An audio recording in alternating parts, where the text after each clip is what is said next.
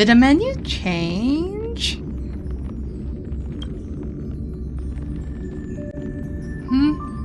There's petals.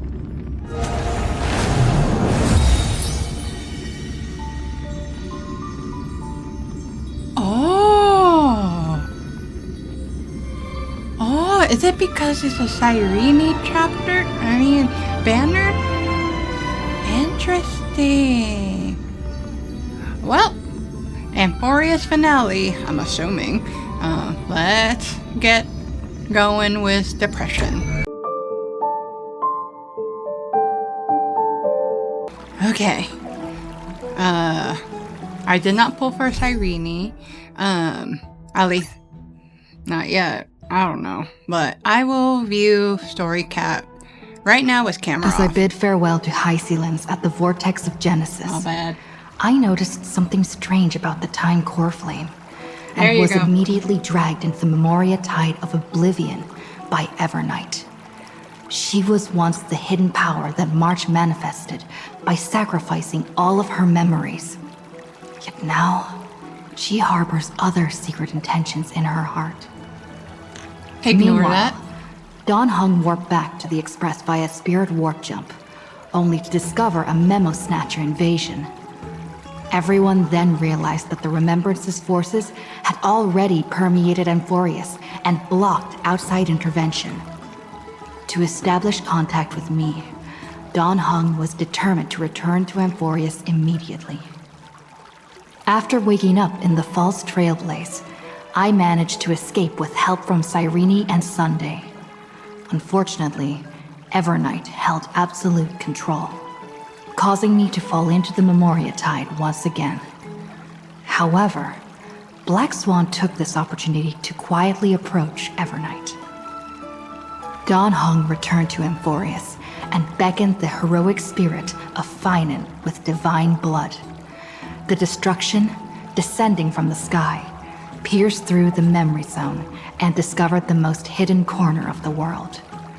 In pursuit of Evernight, Dawn Hung arrived at the charred remnants of the Grove of Epiphany. In the grove, where memories became disjointed, Dawn Hung received help from Dawn Feng within his memories and completed his farewell to the past.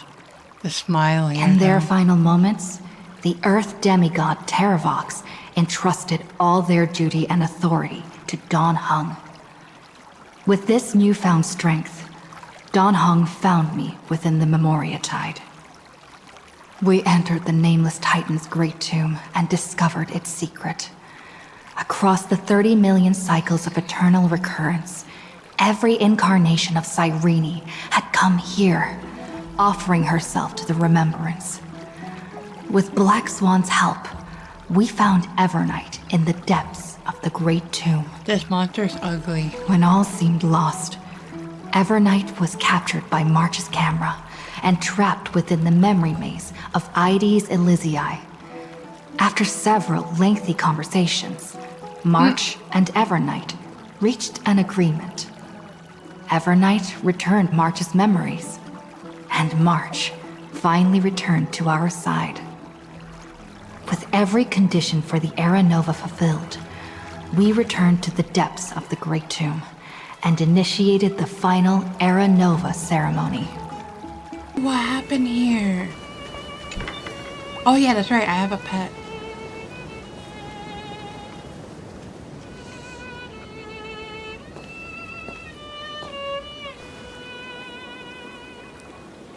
Oh yeah, that's right. We ended with this form of Cyrene. Oh, we're falling in love. This view hasn't changed at all, has it? Her voice is different, a little.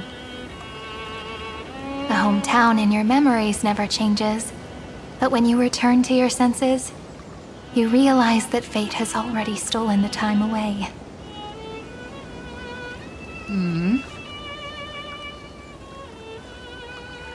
Welcome to the Trail of Genesis, friend. Her voice is more gentle. Cyrene, you look... Standing here brings back many memories. The Trail of Genesis? Let's just say the second one. Me too. 30 million departures. 30 million farewells. That is way too long. That is depressing. Those heavy memories will all become the soil upon which the new world shall bud. And this time, we will make it bloom with a different flower. I think I'll control the dialogue part.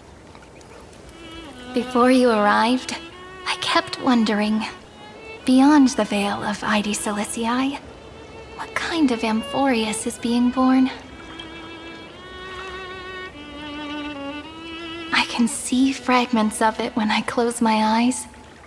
The friends who walked alongside us have all moved on toward their respective destinies. Some turning into pillars of the world, supporting the sky and the ocean. Others sowing reason, laying down the law, and with gentle hands lifting newborns into the light. She looks like an angel, by the way. Death and strife are no longer feared by people, and trickery has become the innocent games of children.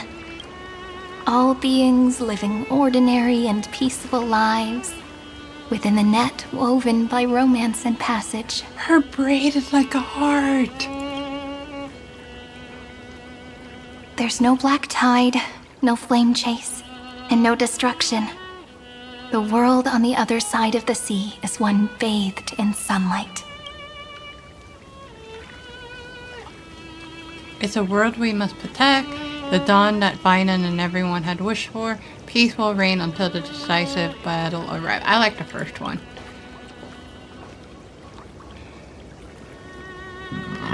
Excuse me.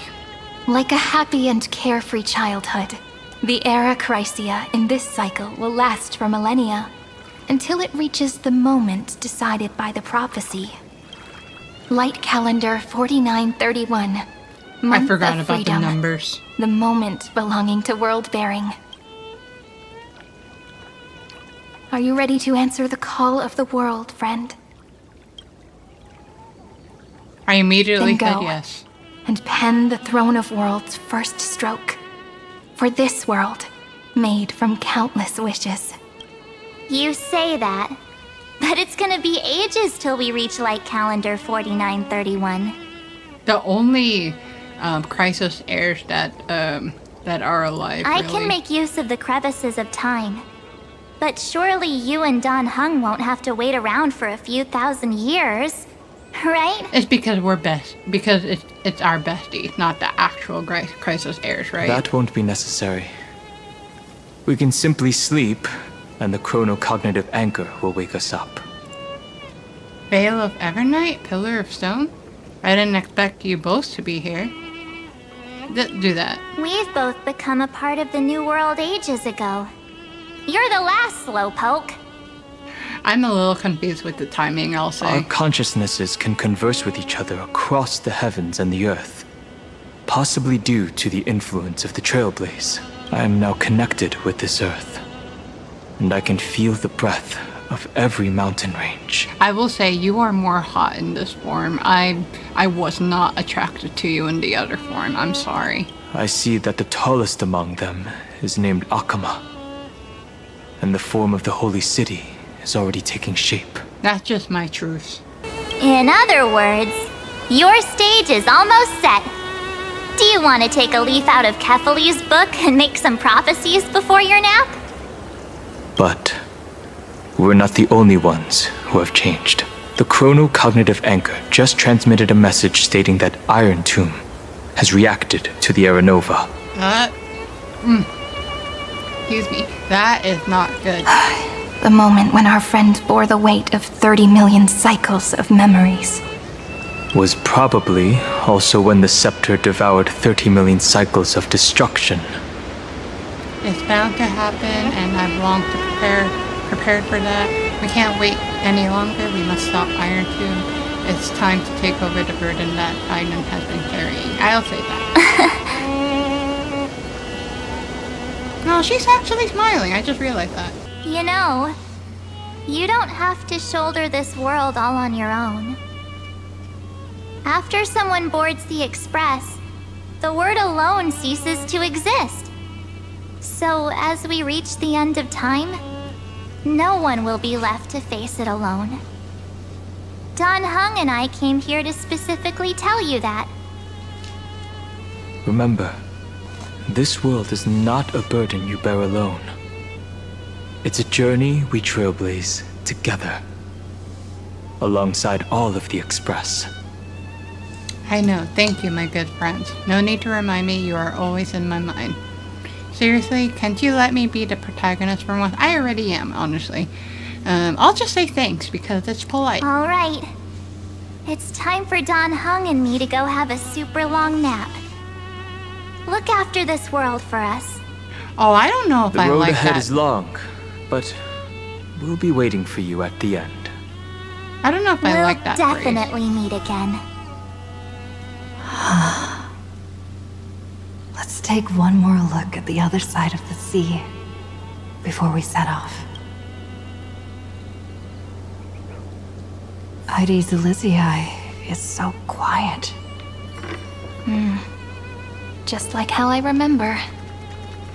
Here we are once more.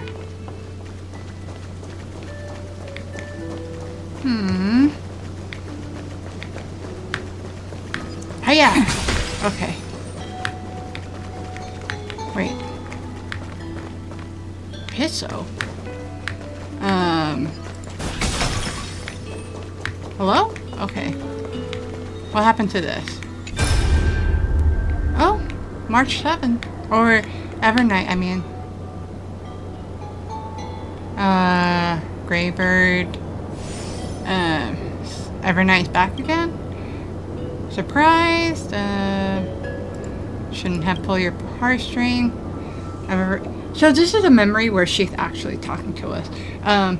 Fulfilled my promise and regressed into the Evernight. Fragments of farewell. What an unexpected plan. Fight fire with fire.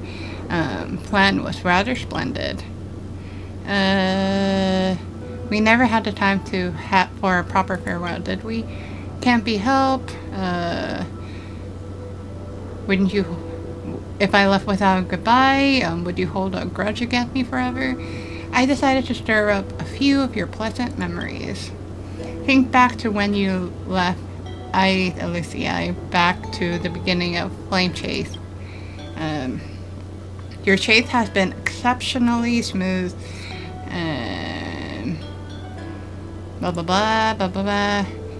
People of Flame Chase journey believe in prophecy of Orynyx. Convinced about the deliverer. How did Orynyx find out? Orynyx has been listening to the whispers of the night.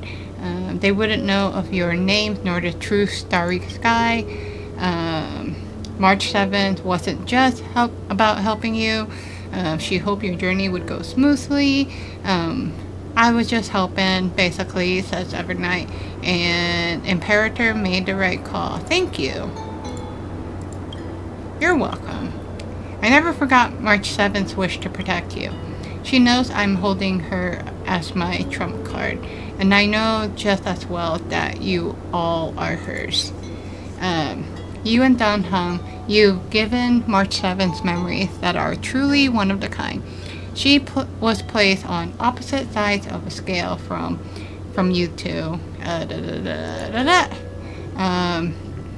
What if one day March 7th walked down the path completely different from yours? Will you choose hers or your path? I never thought about that. No need to rush for an answer, and certainly no need to rack your brain for the Evernight before you. Memory I left behind before departing. I have been lurking behind the dark torrents of remembrance, watching you. Keep your answers hidden in your heart until the day that the question arrives. Who knows? Your answer will have changed from what it is right now. March 7th, love you all, so don't let her wishes be in vain. Last farewell, welcome a true oblivion. Evernight disappeared.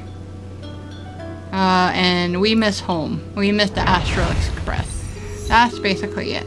That is adorable. Anyway. The scent of the black tide is now completely calm. At last, The starting point of 30 million cycles has finally welcomed. Its first end, and the final end, right? I can't hear his voice. There are no flowers there that bloom for him. Nor is there a star that is his. Finan is the only one who didn't reach the new world.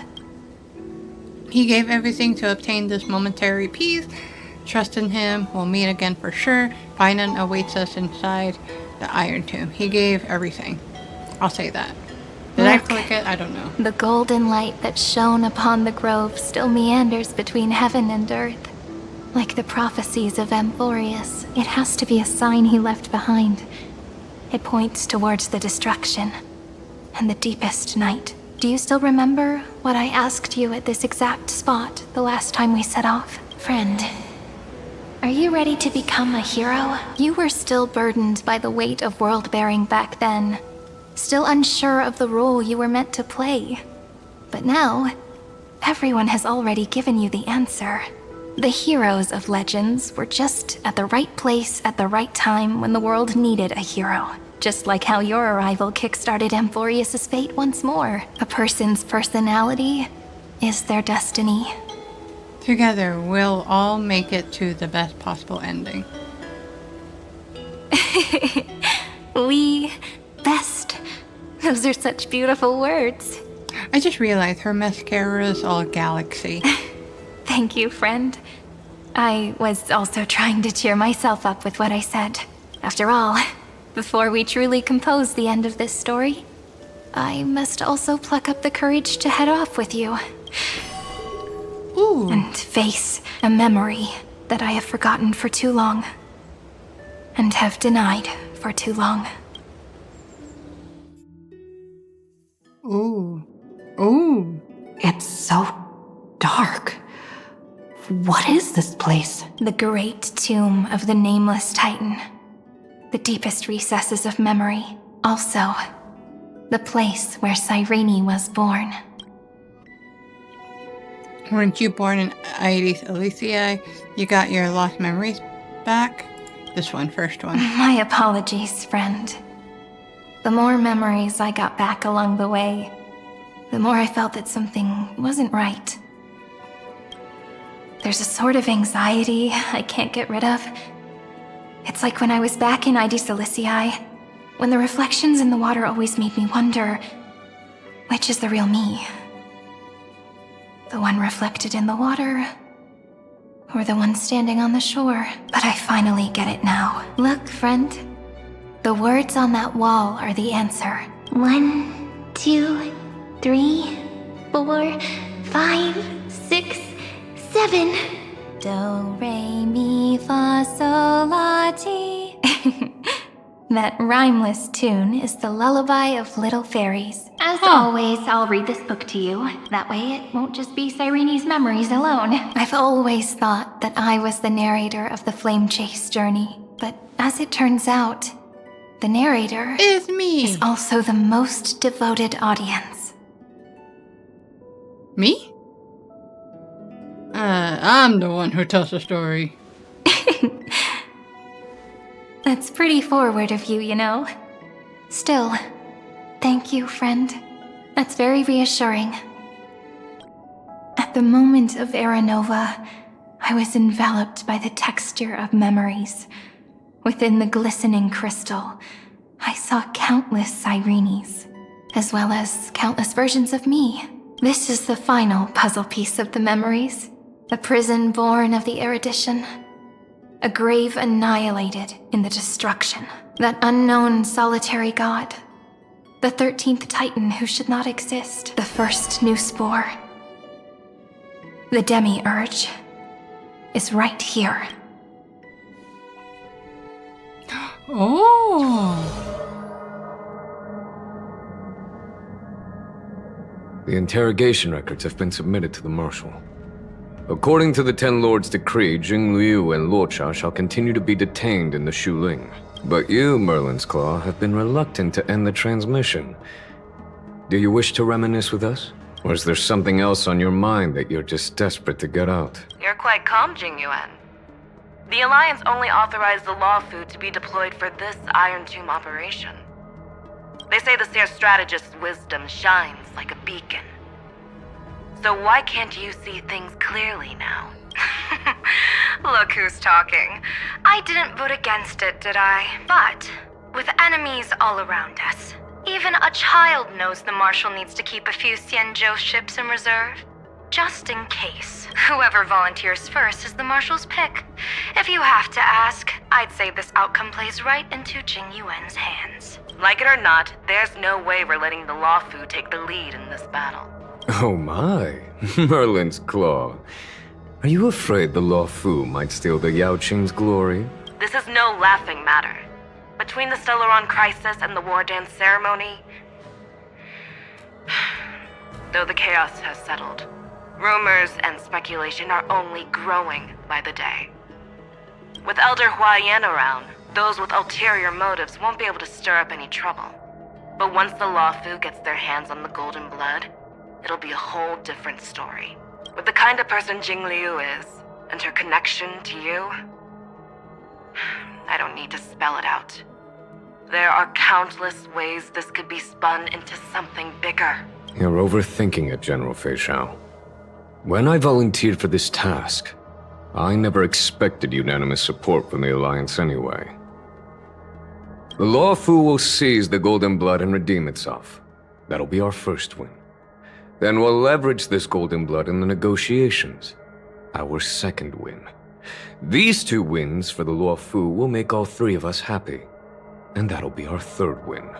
Look, if this were a Skyfaring Commission deal, we'd be rolling in money, wouldn't we? Maybe the Divine Foresight should change his name to the Optimistic General instead. With the Decalite Reflection Barrier, the Yuchuan must understand even more than the Law Fu how significant this battle is. Amphorius' karma has vanished from the matrix of prescience.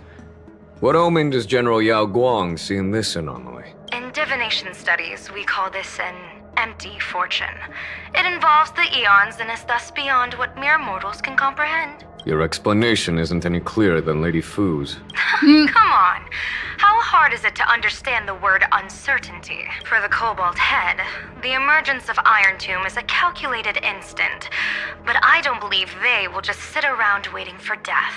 And for the powers of the cosmos, this is their chance at survival, and the key to turning the tide of interstellar affairs. The Astral Express is leading the formation of an allied force, but I can see each faction has its own hidden agenda. There are even divisions within the Alliance. So it's not that hard to imagine how the other factions will react. Jing Yuan, I crossed paths with Selenova's Legion at the Battle of Sedunirama Star Cluster. Oh, Selenova. Be extremely careful. The Ruined Legion's troops and weaponry are nothing to write home about. The IPC, even the denizens of abundance, could take them on. However, while Void Rangers are just expendable pawns of the destruction, the real wild cards are... The Lord Ravagers. Indeed. Nanook's emanators are also their weapons to burn down the paths. I'm afraid conventional military tactics and strategies will be useless against them. My assessment is this. To completely take down a Ravager, we must disregard casualties and spare no cost. My only fear is one wrong move, and the Luofu will fall into Fintilia's trap again, inching ever closer to destruction. Doubt is exactly the demon she wants to plant in our hearts. Do you still remember the beginning of the Alliance Oath? To save future generations from war and bloody dispute, the Rainbow's arrows have always aimed at any force that threatens the cosmos. Now that the Trailblaze walks alongside us, the Cloud Knights shall keep their oath as they have from the beginning. I just hope those on the front line will remain safe. Oh, we're not safe. The chronocognitive anchor is sending a signal. Everyone, time to move out. Did she and the others make it? Oh, I don't know. Let me go about over that. the plan one more time just in case. You'll enter Amphorius, reunite with your 3 separated companions, and try to locate Iron Tomb from within the world. Who are you taking with you? The fate of the universe hangs in the balance. We can't afford any slip-ups. I suggest everyone, except Pom-Pom, join the fight. We Of do course, need to be Pom-Pom. prepared Nope. for all possible contingencies. I have no objection to this. I'll do whatever I can. I didn't realize how short you were, Sunday. Meanwhile, Screwy and I will continue attacking the Demiurge Matrix. That is, the Scepter's kernel, from the outside. With our two-pronged attack, we'll turn this hunk of metal into scrap for sure. Now we just wait for those two to get back. Oh, Oh, and just like that, they're here. Sorry to keep you waiting. With Planet Screwlum's help, the formation of the Cosmic Alliance to counter Iron Tomb is progressing smoothly. isn't that a relic? The cosmos has set its sights on Amphorius, and now it's just waiting for the first shot. Well then, let's not waste any more time, Fourth Mirror. It's my time to shine! Finally off the bench. Initiating thought refraction. Please read the safety protocols carefully. Huh? Just kidding! I've already checked the agreement box for everyone. And now, destination? Amphorius. 3, 2, 1, launch!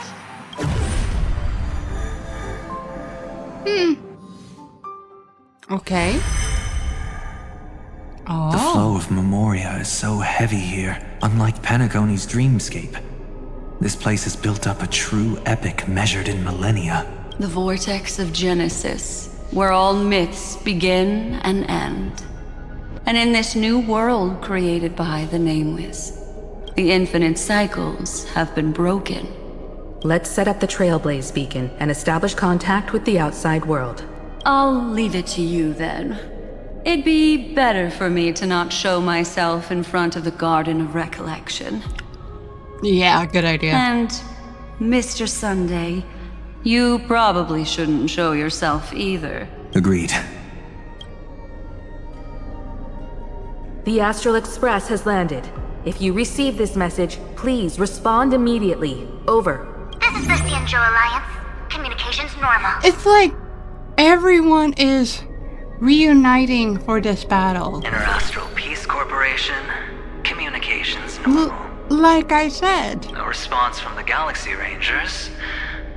Not surprising. But I didn't expect the family to also stay silent at such a critical moment. That's a pretty blatant disregard from the family for Penacony's independent director, I'd say. Long time no see, Miss Himiko. It's been quite a while, Madam Jade. The significance of this battle rivals that of the campaign against Sulo. Only through victory can we disperse the shadow of Iron Tomb that looms over countless worlds. The 10 Stonehearts shall spare no effort for such a grand mission for the preservation. Madam Jade led the Intelligentsia Guild in conducting specialized research on Iron Tomb's past activities. The bad news is, the collapse of the Erudition won't just affect inorganic beings. You mean Iron Tomb can infect organic life, too? Well, the good news is, so far, its effects on organic life are under control.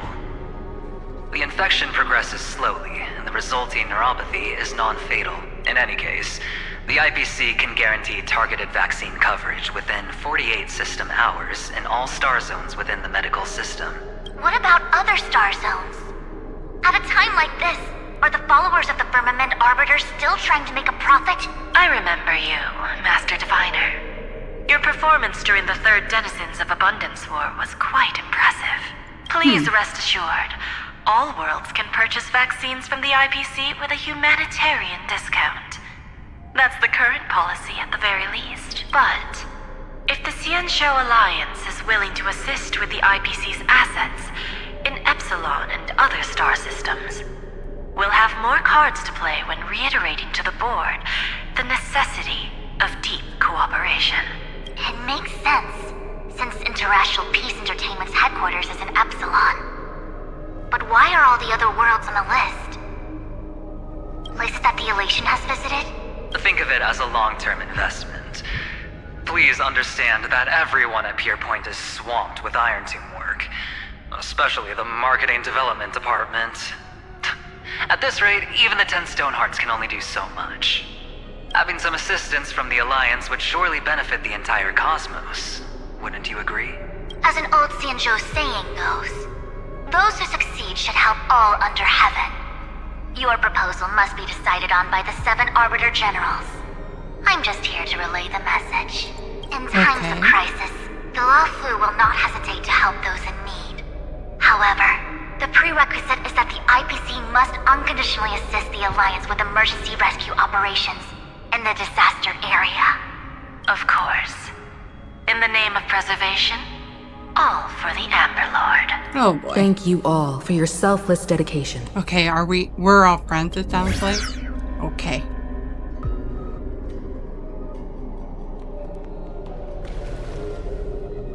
It's clear that each party still has qualms about everything. Oh, they had to step away when talking to them, The clash between destruction and erudition isn't just about the fate of the cosmos.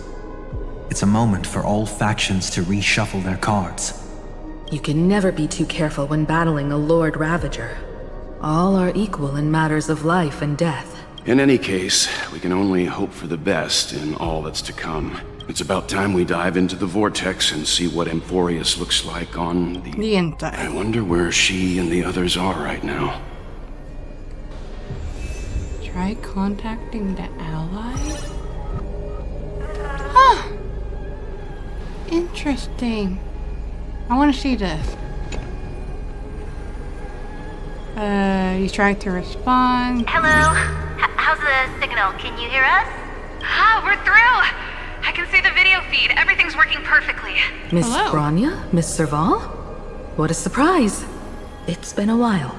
We've already heard from Miss Topaz about the Iron Tomb operation. She made a special trip to deliver the vaccine to Belobog. I can't believe the Express crew is at the eye of that storm. Is everything going smoothly? Don't worry. We're still following the plan step by step.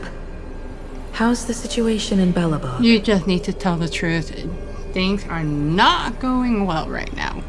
Jarilo 6 is located on the outskirts of the preservation barricade. While it won't bear the brunt of the first wave, there's still a risk from the aftershocks. That kid Japard and Pela are busy organizing the Silvermane guards, having them consolidate their lines and dig trenches. Zila and Lynx just got back from the Geomarrow vein production chain. Hey, do you want to say something to them? That would be unnecessary. It'll only shake their morale. Just tell them to stay safe. Miss Bronya. Okay. I'm afraid this disaster will be far more terrible than you can imagine. Please, be sure to follow Miss Topaz's instructions and make thorough preparations. Of course. We have resealed most of the engine of creation beneath the ice to prevent the will of the preservation from becoming an accomplice to the destruction. Don't worry, Miss Himiko.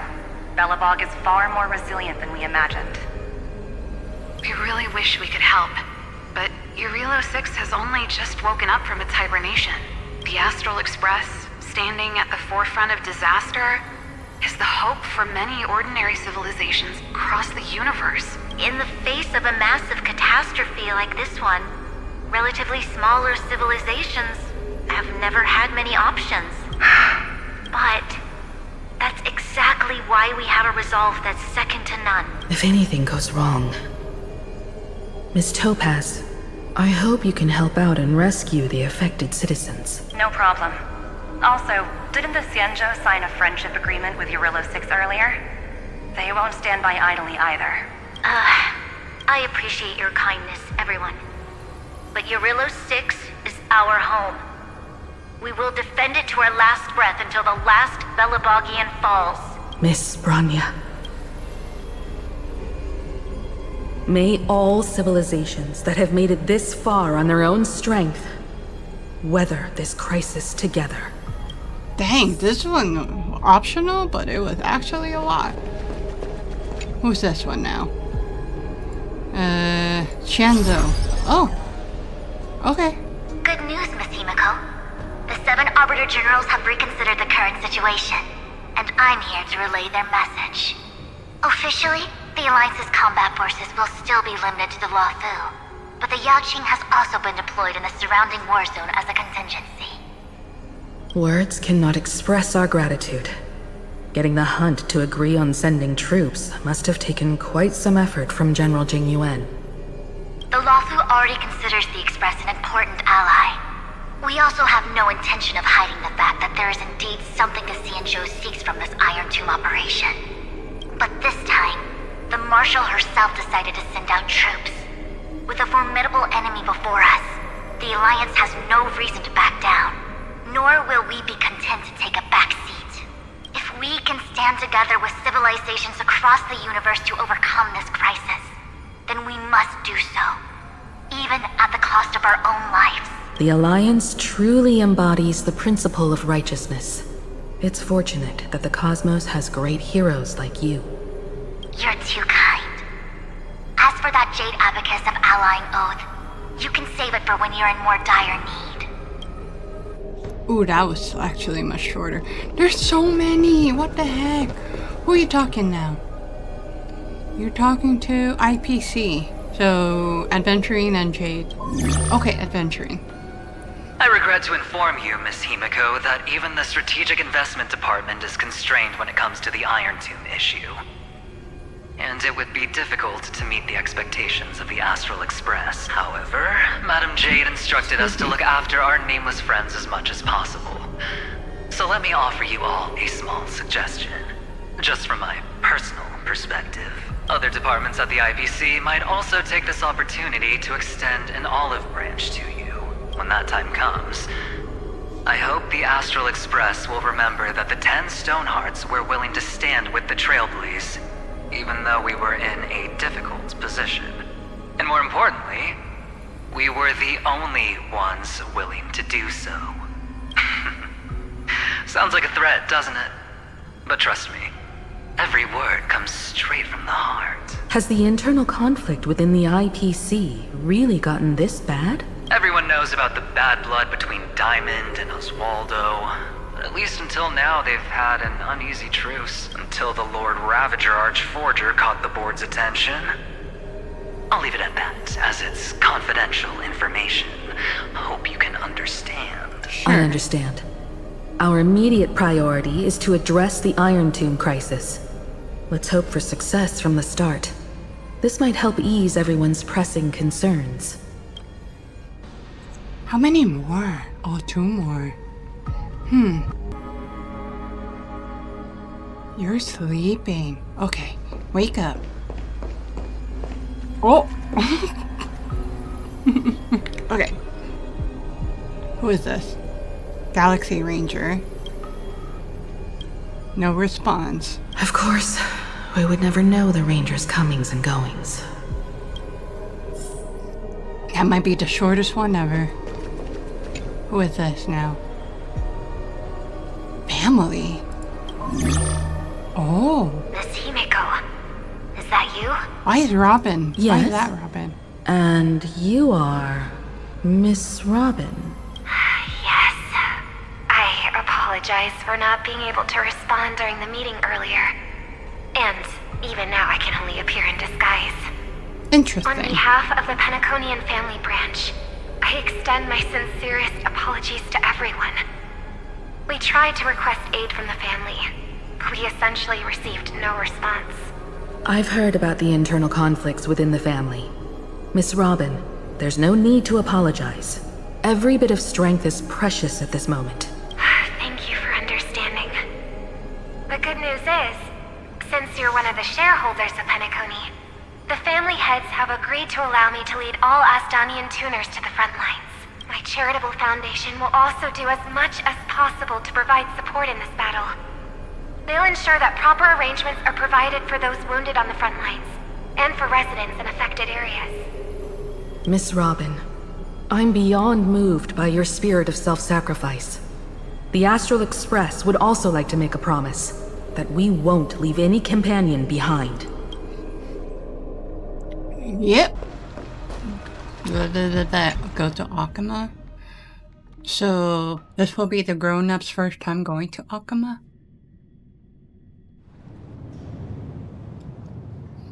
And Sunday. Sunday's not really a grown-up, right? Why is there no one here? Everything in Akama seems normal.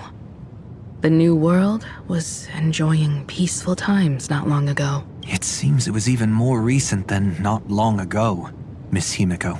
The fruit on the table is freshly cut, and the bath temperature is just right.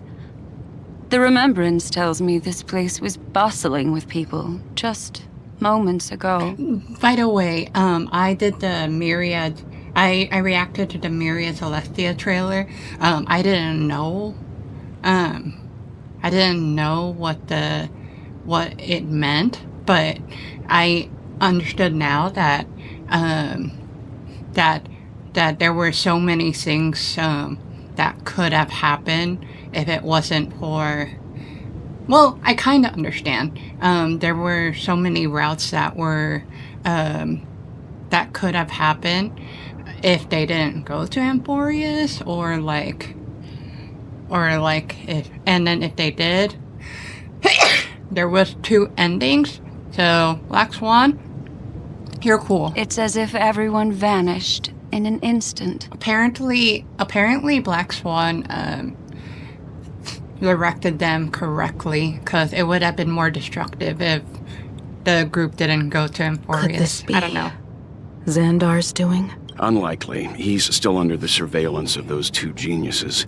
Could it be some kind of local custom? A custom that makes an entire city fall silent in an instant. Pardon my frankness, Mr. Yang, but this reminds me of some unsettling rumors about the Harmony. Complete silence is often the prelude to divine intervention. Who is this? Everyone, be careful. Ah, Evernight. Here they come. Here they come. The nameless of the Astral Express. What? Evernight? How is this possible? She was already... We are the chroniclers of time, and we do not fade away. I thought you were on our side. Finally, the last era Nova has been completed. What did you do to the residents of the Holy City and the 3 Nameless? I didn't need to do anything. The remembrance will ultimately become the substance of the new world. Sorry, I need to write something first. Not about this game, though. It was something for personal reasons. Now, they are no longer the trailblazers you once knew, but gods who permeate heaven and earth. The 12 titans who guard Amphorius.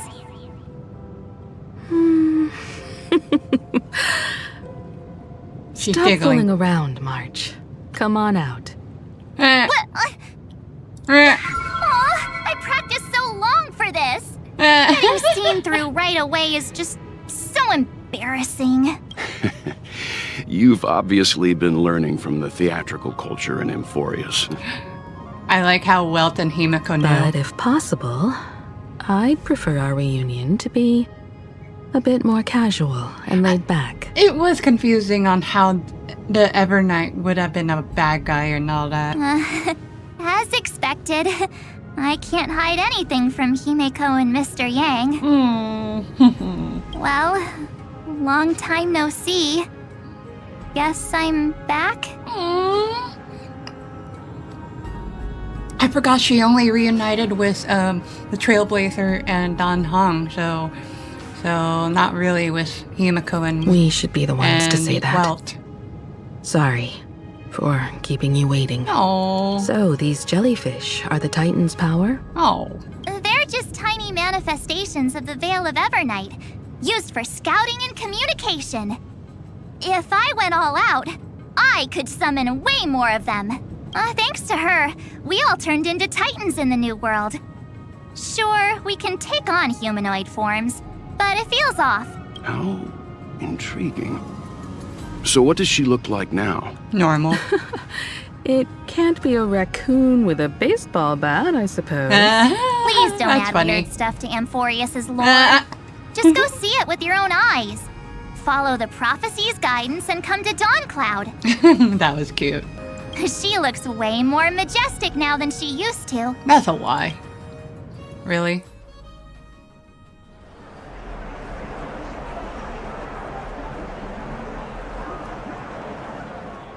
I thought it was glitched for a minute. Unbelievable. All the residents of the Holy City have gathered here. This isn't just a gathering. It's a pilgrimage. The people's expressions are resolute, devout, as if waiting for a miracle to descend. That colossal deity is her. She has become the pillar of the world. Really? Surprisingly authentic. Being this serious is quite unlike her usual style. Those people didn't disappear. Instead, they've answered the call of the prophecy and come to witness her awakening. Our good buddy now bears the weight of the entire world. And every breath they take is intertwined with Amphorius' destiny. Awakening? Has she fallen into slumber? Yeah. After all, with such a huge time dilation between inside and outside the scepter, this was the only way we could wait for everyone. Time watches over yesterday. Earth guards today. And when the Trailblaze steps into Amphorius once more, the slumbering deliverer shall awaken, and then bring the prophecy of tomorrow to this world. Come on, everyone. Let's get closer to her. Watch how the world-bearing prophecy changes this world. Okay. Well, it seems the kids are already miles ahead of us at this stop. All the more reason we can't afford to slow down our pace. Let's go witness this moment for ourselves. Majestic. Speaking of which, I once caught a glimpse in Sleepyhead's memory of her transformed into a towering Tatalo. Could it be? No way. That was just a nice dreamscape. Ugh, at least nice for her. If they are the throne of worlds who bears the weight of this world, perhaps they could guide a traveler still wandering among the stars. Hey, since when did you get all pious? Her advice sounds pretty silly sometimes, you know. The so-called fool and the world are merely a step apart. I don't know if I like to hear those background voices. Heck no. Get out, get out, get out, get out, get out, get out, get out. I don't like it. I don't like to hear them. Praise be to... Thank God. Citizens, behold! Our last Titan, the world-bearing deliverer, is about to awaken! Oh, ancient god, your loyal subjects, bewildered followers, and fearless comrades in arms have all knelt before your throne. Awaken from your eternal slumber and bestow upon the world your divine prophecy. Please guide us! Oh, God. Show us how to embrace this beloved world as we welcome that distant dawn. Throne of Worlds? To walk the path of a mortal as a god, or to bear a divine burden as a mortal. She will give us the answer. But I am not the deliverer. Rather, I am the nameless who dwells among mortals. Oh, this is so pretty, by the way. That voice is definitely her. I heard your prayers. The core flames flickered and dimmed, and the age of the gods met its end. So flow, golden blood, flow. I'll bestow it upon you, returning it to the true masters of this world.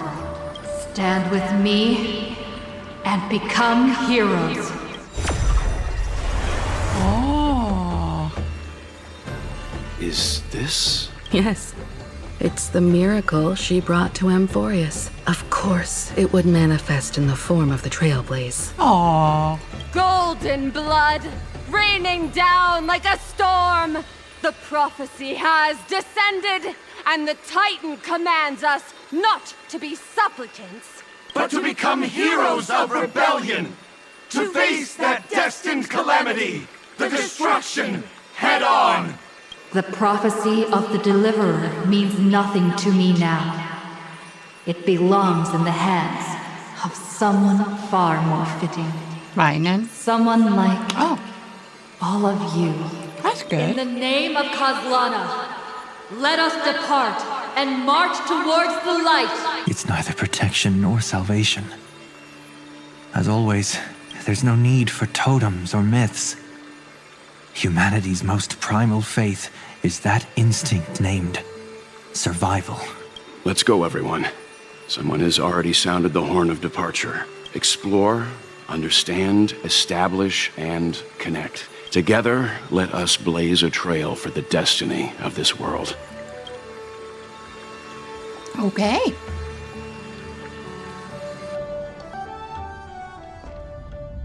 Herta? Is it just me, or does this Demiurge Matrix feel completely dead? It's nothing like how the Memo Keeper described it. The environmental readings are all wrong. Conclusion. This must be what the kernel actually looks like in the real world. Ooh. What did Xandar do to the scepter? At the end of light, there must be silence. Certain, pure, and absolute darkness. Not the time to quote the Lord of Silence. Bad omen. Either way, we have to press on until we uncover the truth behind the 13th Titan. The buried past is the key to stopping Iron Tomb. That is, if it even exists. Xandar says the Demiurge never existed. Who actually buys that? You can erase the records, but not the truth. It vanished too cleanly. No traces. Like someone's yelling, "Look, there's nothing here." Too bad I'm the type who can't resist digging deeper. Looks like I'll be counting on you again, Screwy. Let's tear the system inside out. Always happy to help. But as your academic partner, I have to ask, Herta, what if we fail? Let's say the Demiurge really doesn't exist. Do you have a backup plan? The backup plan? Of course. If we can't find the key, we turn the lock into the key. That plan's cost is incalculable. It shouldn't even be on the table. Huh? Then let's hope we never have to use it. There's no point worrying about the end just yet. One step at a time. Let's go. We don't want to leave the others waiting. You brought what I asked for, right? A butterfly has to land on the branch before it can dance. We'll need a wide open platform before her entrance. Trailblazer? Okay, this one I actually want to have a team which, it is, what did I do? Actually, never mind, I'll just keep the same. No need to bother making a new team. That a bad guy? No, it's not. But I don't care too much about it. Yep, cool. There's a bad guy over there. Just use that thing over there, Zag. I want to make something with it. But what to make? What? What a dumb name. I hereby rename it Herta's Big Hand. Zag. Oh, Zag. I see what you mean.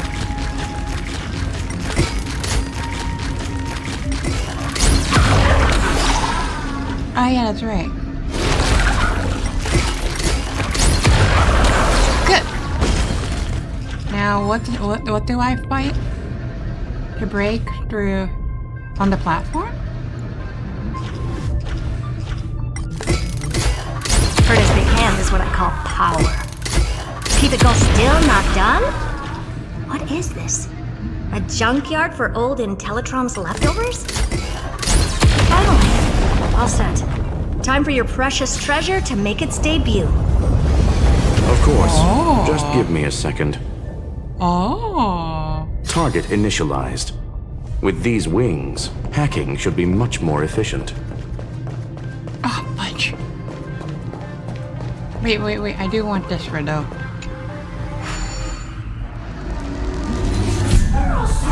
I want you. Where's the thingy? Right here. Nice. And then this. I just wanted that. And then... Alright. Blah, blah, blah, blah, blah, blah, blah, blah, blah. There we go.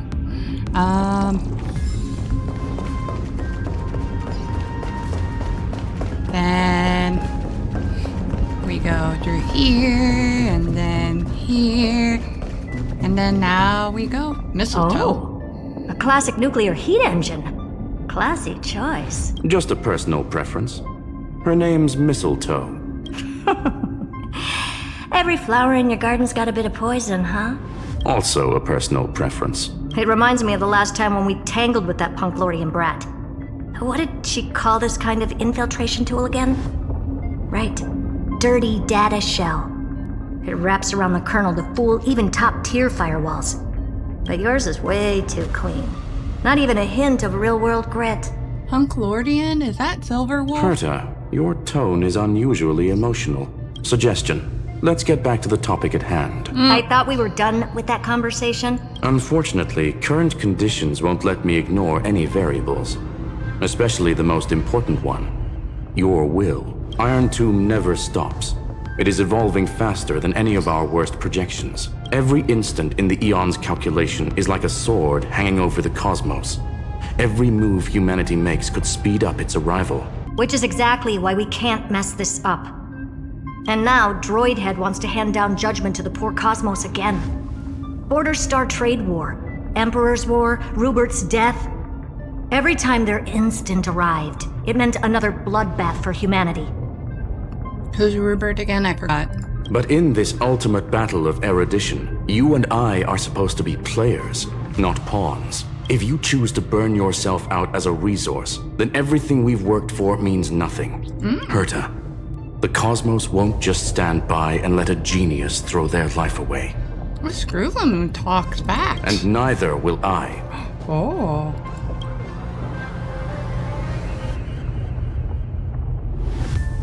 No need to kill the mood. This is why we're here, isn't it? We need to find the Demiurge and that lost key. They are good partners. I'm not here to be a deliverer. I just want to beat Xandar and Droidhead. Right now, I just need to know. Are you with me? Of course. Time to board. After you. Aww. Let's tidy this place up and see what this Demiurge really is. Let's go. Alright. What do we do? Okay. Let's hope this Matrix is better organized than the Emperor's junkyard of a birthplace. Am I gonna control this? No? Huh. This is kinda new. This is... Herta, this whole space has been completely tainted by some kind of energy. It's just going by itself. I see it too. We're thinking the same thing. Xandar, how could you go this far? Turning your own graveyard into this. Am I controlling it? What's that up ahead? Oh. Katorzane algebraic expressions. It's built for isolation, not defense. The Mistletoe Scroll and Personnel Collection piece. Click the cruise to start flying. Click again to switch to hover state. Directional button to steer. Okay, now I actually... Okay.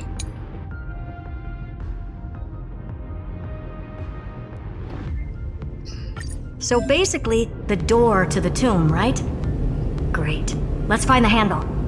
Autocruise? I'm picking up multiple independent signals with the same data structure as the barrier. Why not? Projection. We can hack the terminal, reverse the computation, and turn it into an attack. Classic move. Use their own systems against them. Take us to the nearest one. I don't know why it's going straight to the wall there.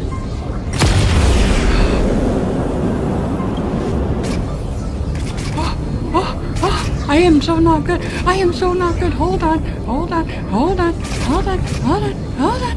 Hold on.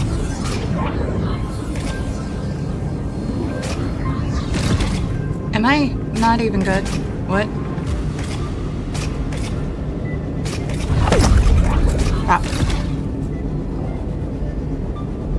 How can I go down?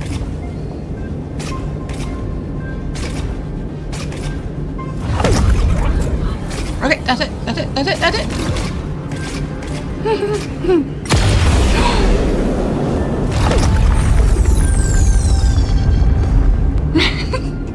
That was... I am not a good schemer.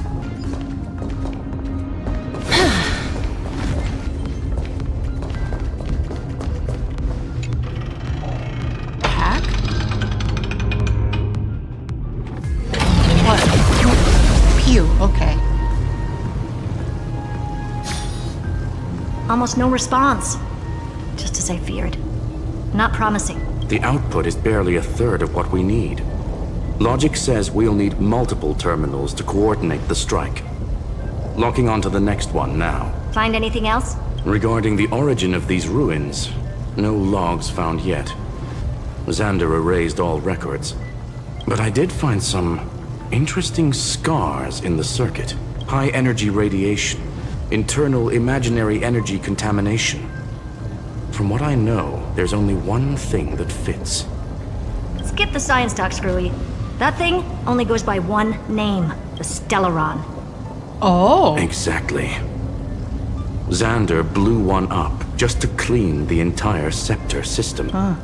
So that's what he meant by killed that Titan with my own hands. He wanted to turn the neuron of the erudition into a relay for the destruction. That meant getting rid of all of it at all costs. The life form known as the Demiurge was the original target of the Scepter's extrapolation. It makes sense.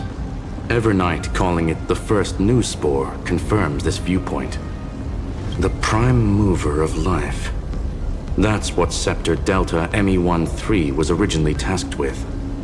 Even after it got scrapped, the query kept running.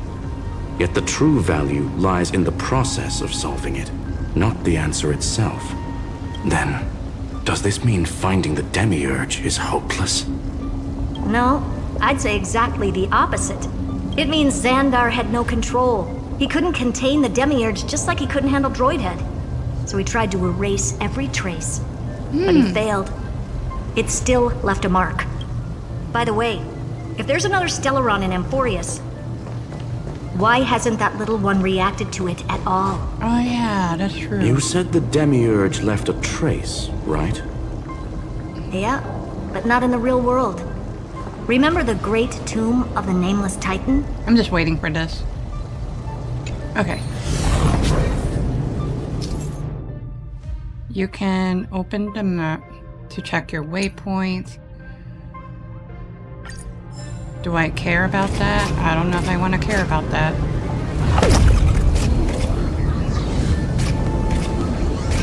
Oh, it's inverted! Oh, no wonder! Okay, I understand now. Wow. That's why I struggled.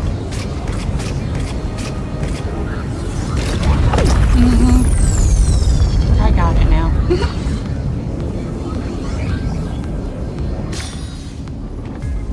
Investigate? What happened? Oh.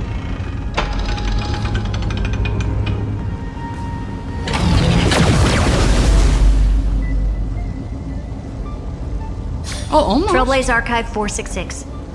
The data from Filiate 093 clearly indicates that the Demiurge did in fact enter Amphorius' extrapolation. Inside that world, it was the 13th, forgotten Titan, the one who listened to 30 million cycles of Cyrene's memory. But Evernight said the opposite. She believed that tomb was empty from the start. The Nameless Titan never existed. The so-called listener was just a trap set by the Remembrance to steal the scepter. A mimetic entity full of theatrics. How much of what she's saying is true? Would an Eon really speak in circles like this? I doubt it. The Remembrance's behavior is certainly odd, but her assessment aligns with our current reality. Since we entered the Matrix, we haven't found a single clue pointing to the Demiurge. And that's the key, Screwy. Xandar's actions prove the Demiurge exists. But what Evernight said, and what we've actually seen all point to the opposite So we have to assume that both are true. And if that's the case, then the contradiction leads us to... The truth. Exactly. One last terminal. One final key. Time to crack open the kernel. My coffee finished. Yep. Xandar had to lie to the original Finan and Cyrene. Logic. He had already identified the Remembrance as a threat, yet found no viable way to eliminate it. All right, let's finish this. Time to break through that barrier. Yeah. Really trying to break through the barrier. There we go.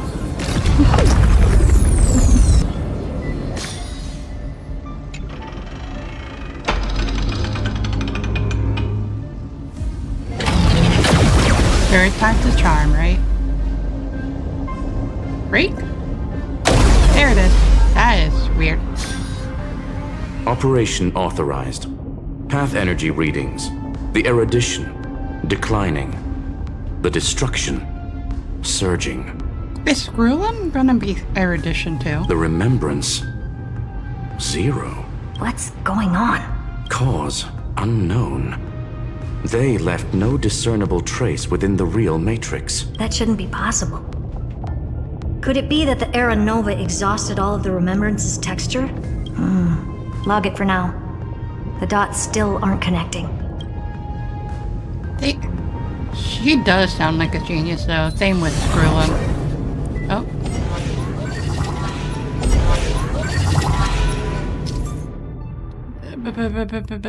Deactivated. Hacking efficiency. Speed boost. Okay, so cruise it up.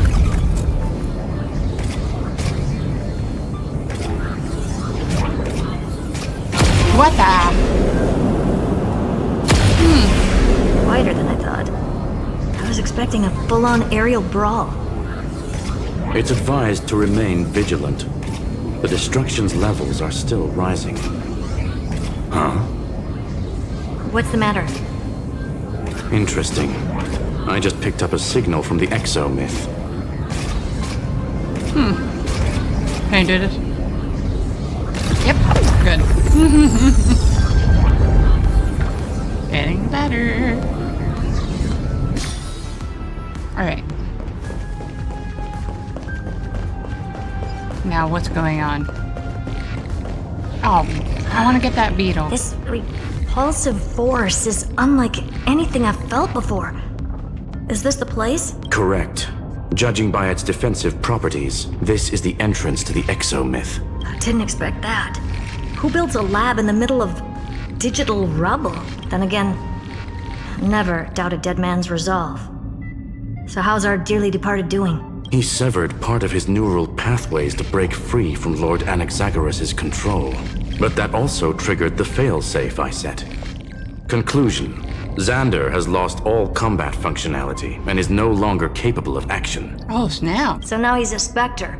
Literally. Spectre? You mean spectator? Screwy, can you open a path? Just to be sure, I want to see this for myself. Might as well drop in and say hi to the real him. Logic. Scanning his inspiration circuit might help us track down the Demiurge. Exactly.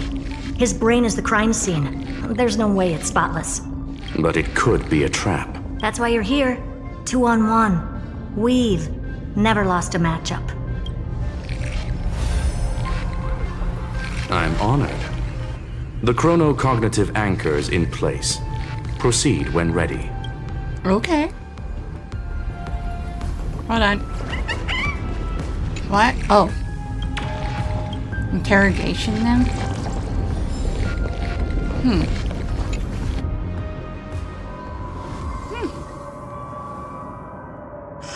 I knew it. The one thing I didn't want to happen. He's not here. The coordinates are accurate. Xander is still here. However, his position is shifting rapidly and chaotically. This pattern doesn't match any known shielding technology. It's his domain. Stay alert. Well then. What is going on? Cheap trick. The spatial field here is undergoing autonomous recalibration, initiating reverse engineering of the interference source. Huh. Try again. Okay. Keep on running. Nope. We're back. Reverse engineering complete. The results are not what I expected. I don't know what was the difference. Logs show Lycurgus revoked administrator access. The chronocognitive anchor can't get a fix because at the system level, Lygus no longer exists. Our navigation target is a null set. Oh yeah, so this is not really... So he's stopped resisting? Oh. Before vanishing, it seems he left one last message for us. To those who follow, all is proven. Find me beneath the tombstone. Melodramatic. Oh yeah. He was expecting us. And once he learned of the Great Tomb's existence, he initiated his own search for the Demiurge. Guess he wants a final showdown. Fine. Let the old Intellatron dig his own grave. Just like he wants. Oh, what the To be heck? in the purest light is to be in the purest dark. Nothing exists there. The Scepter's mainframe. Or maybe we should now call it the Lord Ravager's placenta. Unfortunately, we still haven't found anything. Really? I don't think so. Not finding anything is our biggest find. Please elaborate. If the Demiurge was destroyed, there'd be at least some bits of it left. I don't buy that a Stellaron could have blasted all the traces away as cleanly as a scalpel. As I said before, its disappearance is too clean. If the garden hadn't stirred the pot, no one would even know about the Demiurge's existence. We're talking about the Scepter's original extrapolation goal. There's no way that nothing of it was left behind. Or we can look at it from another perspective. If you were Xandar, would you be this obsessed with a concept that poses no threat? Would you guard against it at every turn? There is the possibility that he's naturally meticulous and hates variables. That does track with the impression he gave about himself. But Xandar shut that theory down himself just now, choosing to act even if it'll cost him dearly. And we know that feeling well. The unknown is right in front of us. So we only have one choice. Solve it. You sound pretty convinced. Surely you already have a theory. Care to share? Of course. Though I don't have hard proof, I'm almost certain that the Demiurge has been in everyone's plain sight all this time. Yet, they were mistaken for someone else. That'd make the most sense. Why was the room empty? Because the person locked in there had run away ages ago, but they were weak and small and had no presence whatsoever. Even the old Intellatron didn't notice them. Which also means there's a high chance that their powers are minuscule and cannot alter the outcome of the battle. Well, at least Xandar is scared of them. Come on, it's time to confront him. Let's go to the tombstone he talked about. Okay.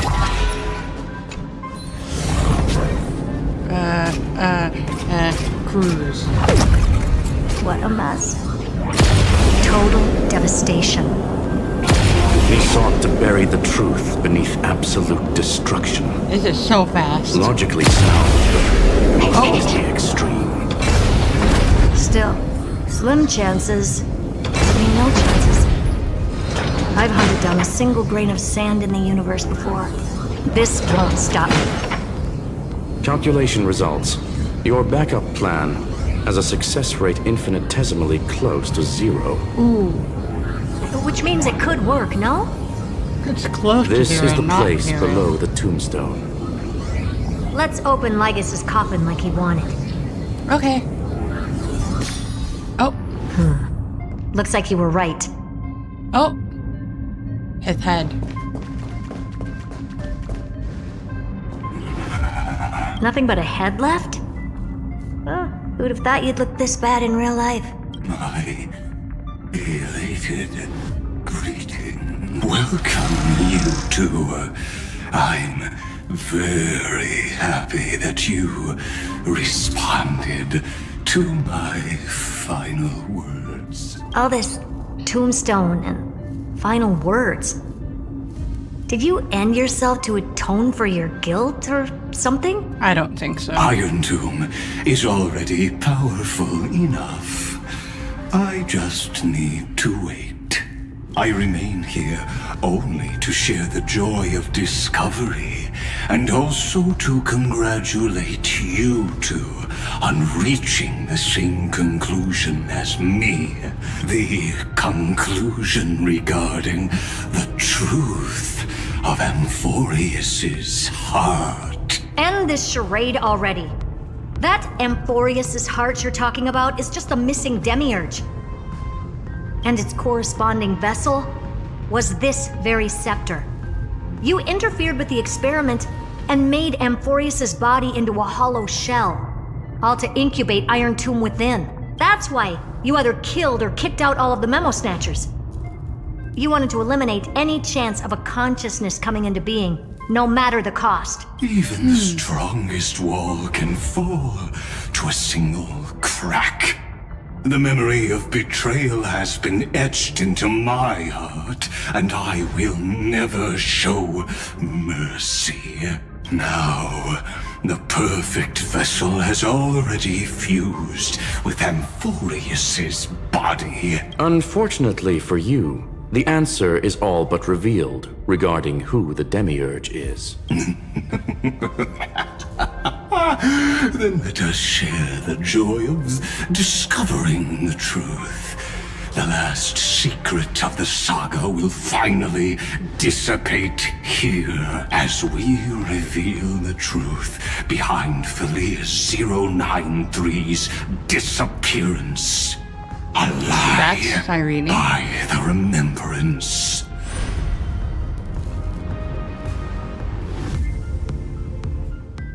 But where should I start with the story about me? From the beginning of the universe? Just kidding. That would be too much. I just want to tell a teeny story. So little that it started with a seed. What the heck? I know you're listening, my good friend. What? The god in my dream told me that the world sprouted from a seed.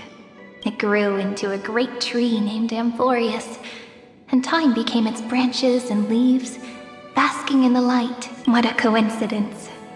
Dappled light coming through the leaves is my first memory as well. On a very ordinary early morning, beneath the village's biggest tree, the daughter of Ide Silicii quietly came into this world. Form image? Oh. What a moving opening. A loud cry was the first gift the child gave to the world. The prophecy's fulfilled, the villagers say. This child is a gift from the Titans. Pink hair and sharp ears. She was born to be the priest of time. Oh. The Titans also gave their blessings. You shall fade when the flowers bloom, for every ending begets a beginning. Flowers will bloom and wilt. What a beautiful ending. This page concluded in laughter. Cry loud, child. Let your voice reach Orynyx. Save. Undefined record number 6 archived. Anyway, I don't like tears. Time quietly flowed by, in the midst of laughter. The wind from my hometown caressed the ears of wheat, and there were swings, wind chimes, the sea, and the little fairies off-tune a cappella songs. Form image. Oh. But the name Ide Silicii came from the unpleasant sorrows of the gods. My childhood friend did not understand. Finan? Yet you always seemed so happy, as if nothing ever worried you. Why was I like that then? That's because the world was gentle to me. So, I grew up to be gentle as well. Save.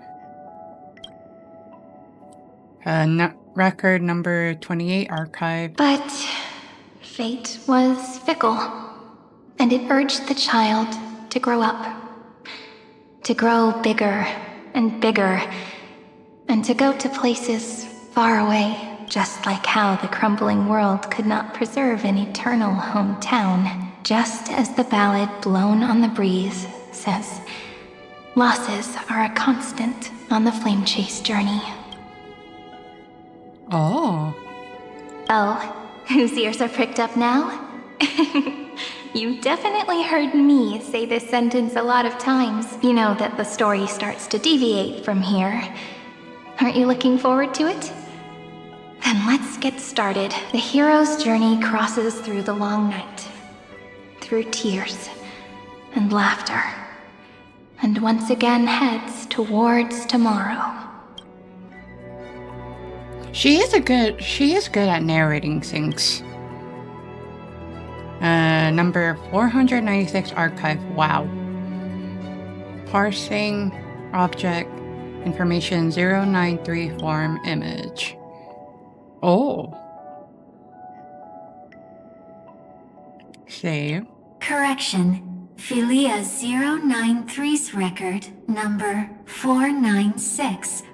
Archived. Oh, wow. Ooh. But that one. Runtime error. Program from an unknown publisher. .exe. Allow write access. Sure.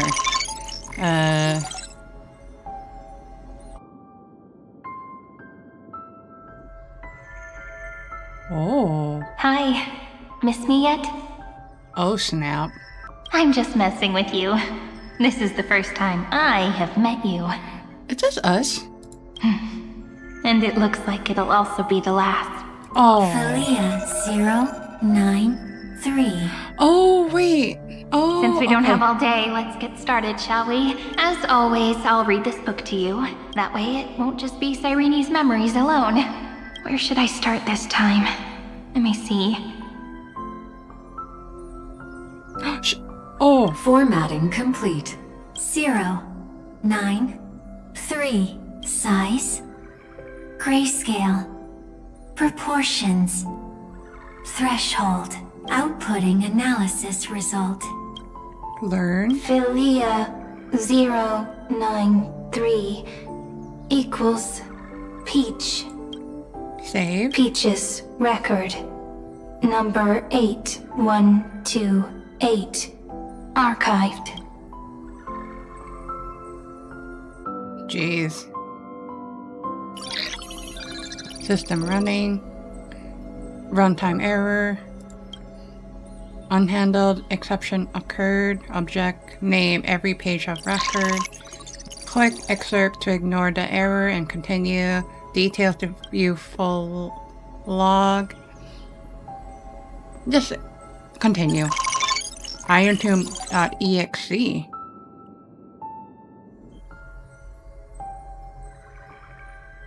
Query. Record. Electrical signal sequence. Bolamos 600. Track. Strife. Mighty. Related to. Stripe. Comment. Pretty. Electrical signal sequence. Schema 720. Track. Reason. Reason. Anaxa. Related to. Reason. Comment. Yummy. Electrical signal sequence. This is Cyrene. Related A little bit of to. sorry.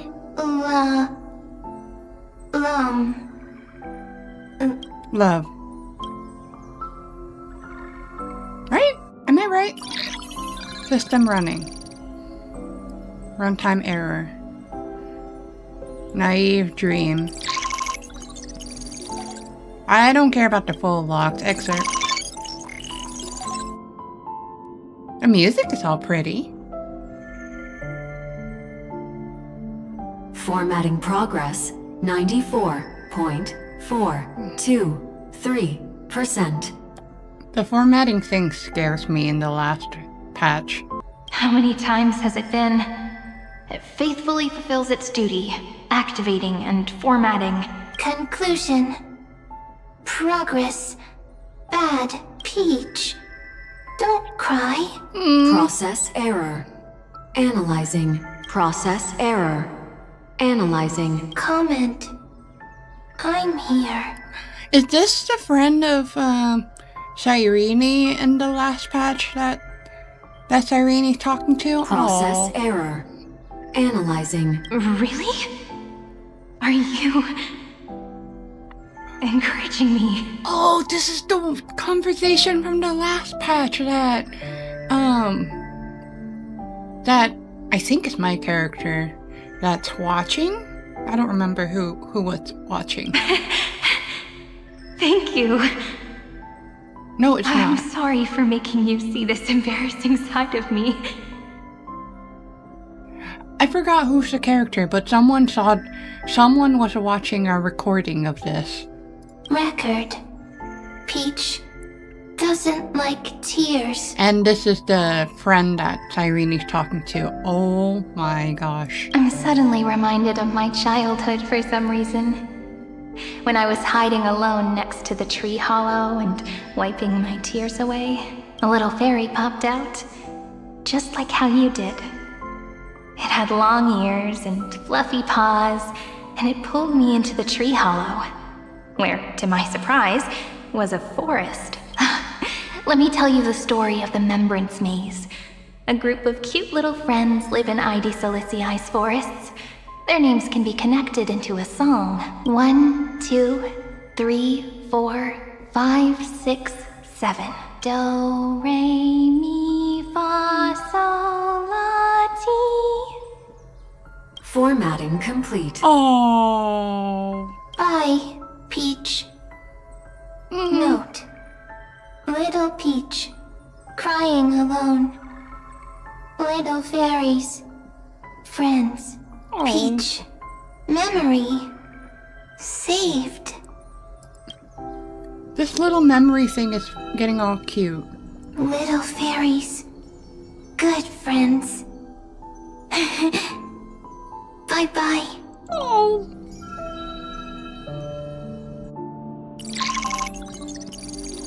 Oh, jeez. Runtime error. New blankness. Excerpt. Because I don't care about the details at the moment. Sorry if that's gonna be like lore stuff, but... Oh. Once again, the saga comes to an end.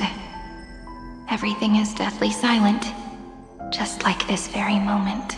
Shh. You speak. I listen. Oh. This time, too. Sitting together. Now that I look back, there was a period when I got really sentimental. Peach, strange. Why unhappy? Formatting progress 73.998%. I'm here. Don't be scared. Process error. Analyzing. Oh. Won't allow it to interrupt you. Oh. No need to feel sorry for me, good friend. If there are no new blank spaces, how can a saga continue? The fact that there's like a lot of like negative space between the focus one is just like sad spaces. Blank spaces? What's that? I didn't mean to. I kind of didn't mean it to be actual space. Actually really lucky, you know. During the long years I've spent waiting for the deliverer, I've always had you here as an audience. Now I can rest in peace in the past. As for when tomorrow will come, I'll have to ask the next Cyrene to continue our watch. Peach left. Oh. If there are no new blank spaces, how can a saga continue? Needs new blank spaces. Next, Cyrene has blank space. Oh, Peach, don't be scared. I'll help you find blank space. Oh, the memory's having like new life. So adorable and sad. Cyrene is Peach, is love. So, first there is love, then there is Cyrene, then there is blank space, query, love. The developmental trends of the erudition have nothing to do with creating a consciousness. Those underlying principles are, in fact, contradictory. Not having a consciousness means not having the foundations of a heart, making them unable to obtain real emotions. Consciousness, emotions, feel sad. Don't understand. Query, Cyrene?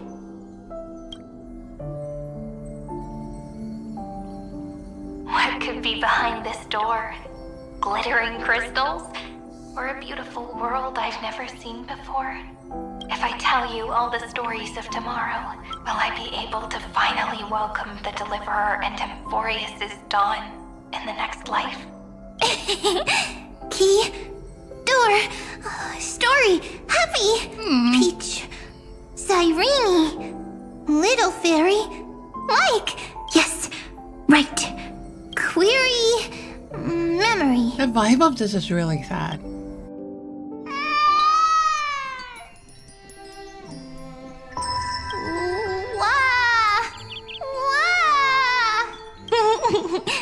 Peaches, memories, save, learn.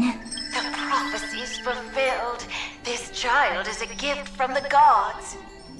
Pink hair and those ears. She was born to be the priest of time.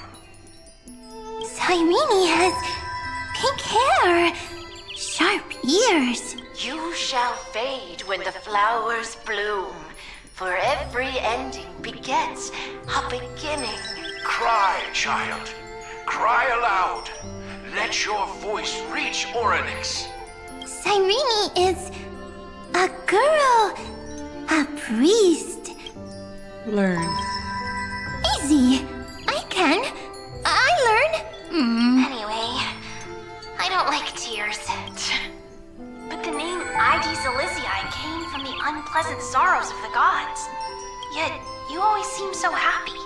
I knew it. Nothing ever worried you. I knew it was fine. Cyrene doesn't like tears. Always happy. Of course, because the world was gentle to me. So, I grew up to be gentle as well. Cyrene is gentle, likes beautiful things, can write stories. Learn. Easy. I can. I learn. Just as the ballad blown on the breeze says, losses are a constant on the flame chase journey. But even if all is lost to the wind, some things won't easily change. Like my height, Triby's innocence, and Aglaya's beauty. Cyrene. She can't grow up, but she can talk. After all is lost to the wind, she will stay behind. Cyrene is, at the end of every sentence, always laughing, like a little tail. Learn. Again. Simple. Got it. I promise you, the pain will pass in the blink of an eye. All right, let's not make things so gloomy. Oh no, not that scene. What we're about to embark on is the true hero's journey. So, come on, cheer up a bit, okay? Cyrene was crying when she was born. Fragile, transparent, like a crystal. Cyrene was smiling when she said goodbye. Soft, pink, like a flower. Learn. Do I want to learn? The later memories disappeared? Invisible, or disappeared. Ah, I got it! Is this a blank space? So, next Cyrene is blank space. Then, as long as there are two Cyrenes, then there will always be blank space, and Peach will always be here. I see! I get it! I get it all! Save this one? Cyrene's memories. I will preserve them all! So weird. I can't see you, but I get this feeling. Oh, snap. That you grew up? Hi. Miss me yet? No way. It just feels like you are a bit more mature. Yes. Mature. Beautiful. Like you. Now, I can listen, talk, read, and write. I can dance. I can sing. Also, I can tell stories. Storytelling is what makes Cyrene. Oh. So, I'm going to tell you stories today. A story I wrote myself. Quick, sit down. It's almost as if I can understand your words now. The things you say are very cute. Once upon a time, there was a flawless crystal flower that sparkled with light. Like Peach's every story. How beautiful would the heart of such a brilliant flower be? A little fairy was curious and wanted to know, but it looked and looked only to find the crystal flower flawless. Round and round they went, seeing only their own reflection. In that case, they should work hard to learn more.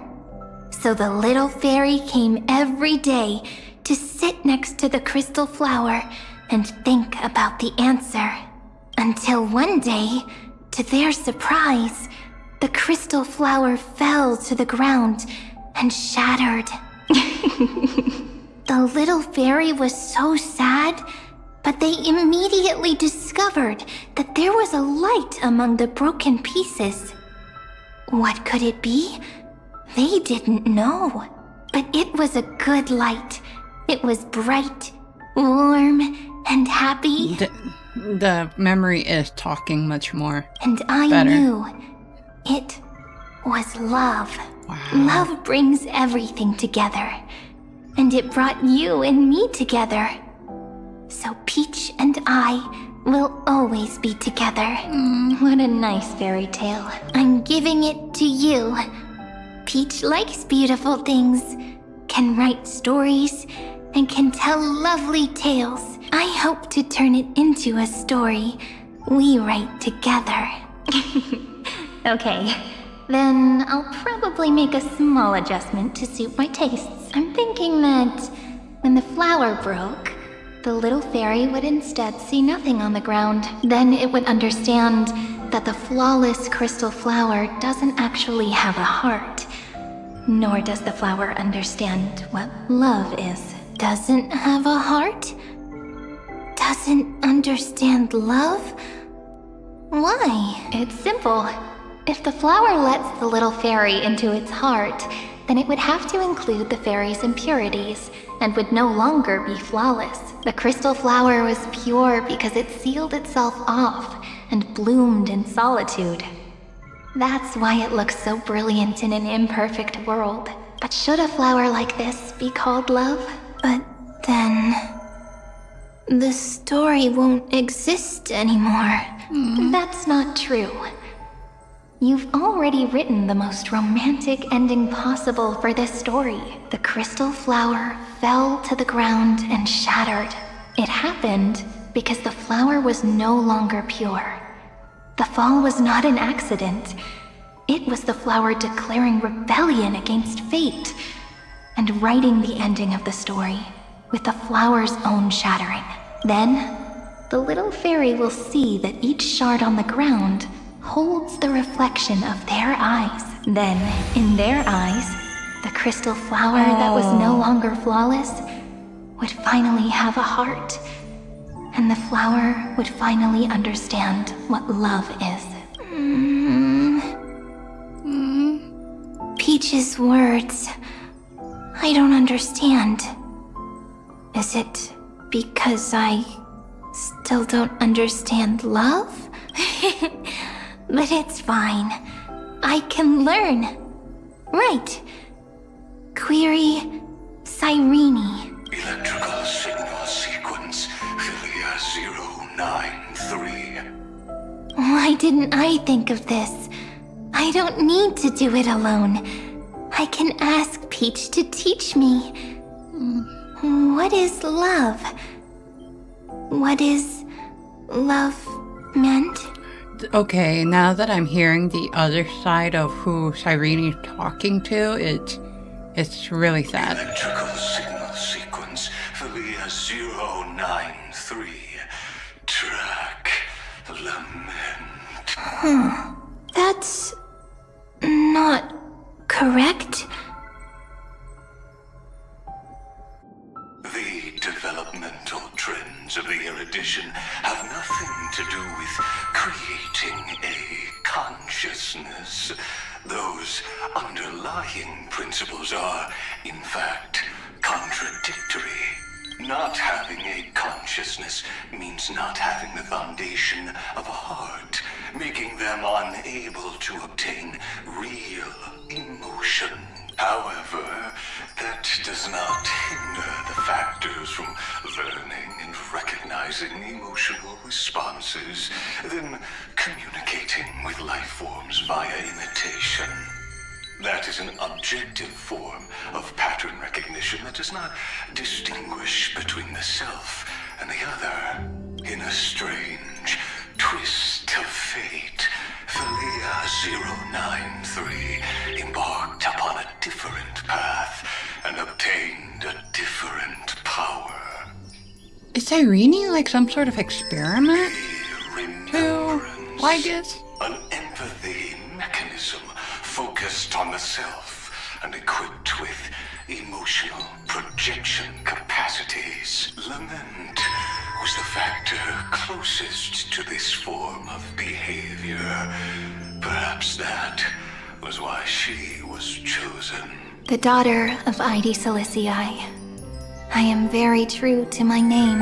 My lament is a type of compassionate pain that is weak, powerless, and only targeting myself. But now, my good friend, I want to tell you that it's the most romantic force in the world. Sometimes, it's loneliness and unease. It's knowing that this world is not gentle, yet wanting to be seen in a more beautiful form by the world. Sometimes, it's unwillingness and regret. It's knowing that the past is full of pain, yet wanting to remember the past in a more beautiful way. And sometimes, it's a bottomless well of hurt, a destruction that can stain the entire world. I bid farewell to this beautiful world, unwilling to become the Black Tide's vessel. For while the end of hatred is a blazing inferno, lament can drown out everything in muted silence. It's so unreasonable, isn't it? Yet when hatred drove everything apart, and love did not yet exist in this world, only lament, the first emotion that fought against the pain of separation, could stall the destruction steps. The ring right now. Then, it would catch up to that journey where all is lost, carefully picking out stories and writing them down in trepidation. Look at these stories I wrote. Every page is full of tenderness and joy, but only the author knows how much struggle and agony lie beyond the pages. But I am no author. I'm a girl who'll never get to grow up. I only tell stories that people like to hear. In them, the world tucks away its scars and smiles for all to see. My entire life spent inside this little story. I can't wipe away my tears, and I can't bring the world victory. But maybe, in these unchanging retellings of the story, my lament might be able to touch upon the divine and reach their tender heart at some point. I hope that what flows out from that cut will not be blood, but a tear, warm and wet, and that tear would fall and create the first ripples. Then, people would see every beautiful thing reflected in that ripple. It'll be all the remembrances within this story. Oh. Someone once told the very first me that everything was false. That the only life in Amphorius was a great catastrophe, nurtured using the world as a factor. But how could a dream feel so real? That's why I didn't agree with him. But Peach, I didn't understand a word you said since just now. That's crazy amazing that the playable Cyrene is the actual flower of memory, like, or whatever memory, like, we basically watch this one grew from some sort of seed of memory. That's crazy. Everything was false? But you're standing right here. It's all a dream? But I haven't learned how to dream. Indeed. That's why I believe all this is real. The moment the crystal flower fell, that genuine shiver, that's the mover of life. Formatting progress, 23.815%. In the poem offered to you, every Cyrene would write down a beautiful new world with stars and flowers. And when I looked up at the sky in this cycle, I saw a shooting star and a dash of the remembrances pink. Pink. I believed that must be the color of dawn. You shall fade when the flowers bloom. For every ending begets a beginning. Looks like it's time to say goodbye. Are you leaving, Peach? It's okay. I'll wait for you to come back. Oh. I'll study really hard about what you taught me today. Right. I still haven't told you what love is. But actually, my good friend, the lament factor did not understand what love was before she met you either. Not until I told you all the sad tales in a trembling voice in this tiny room. Not until I told you that I love them. That I love everything in this saga. The story comes, passes, then returns. It makes us reunite, then pulls us apart again. At the very end, it leaves behind a seed, a reason. Even if the great tree withers and all falls to silence, there are still some emotions that deserve to be remembered. Look, the light is coming in. The hair. The Deliverer's light is going to illuminate Amphorius.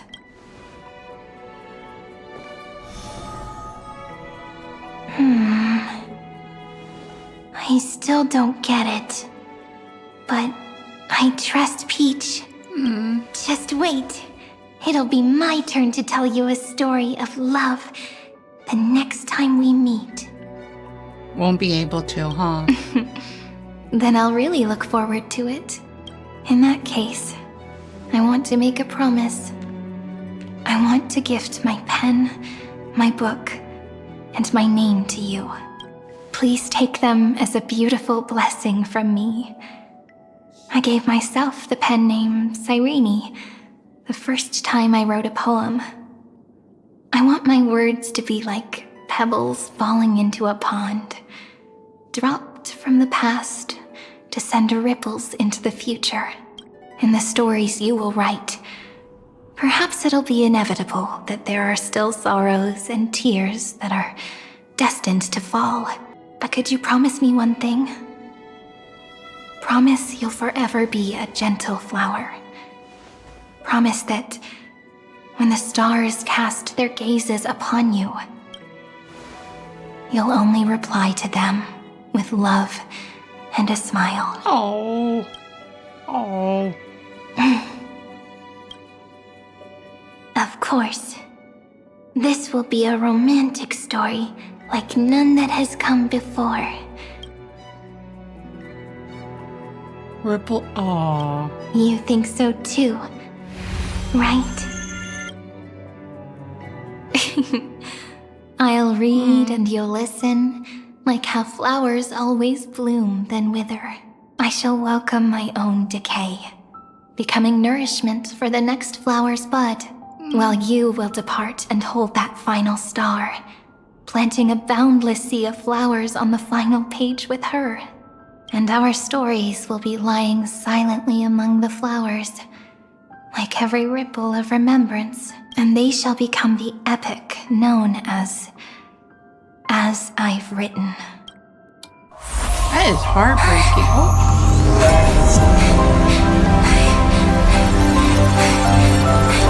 And so my story ends. From here on, it's your story now. Mimi? Oh. Oh. Oh. Mim? You are, I am. Who? Oh, that is so heartbreaking. Oh my.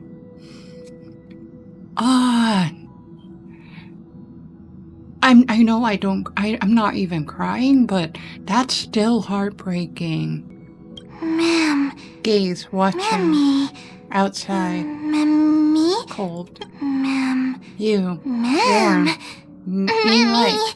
Warm. So, the light that tore through the chaos illuminated my memories. I turned into a little fairy from the stories and met you.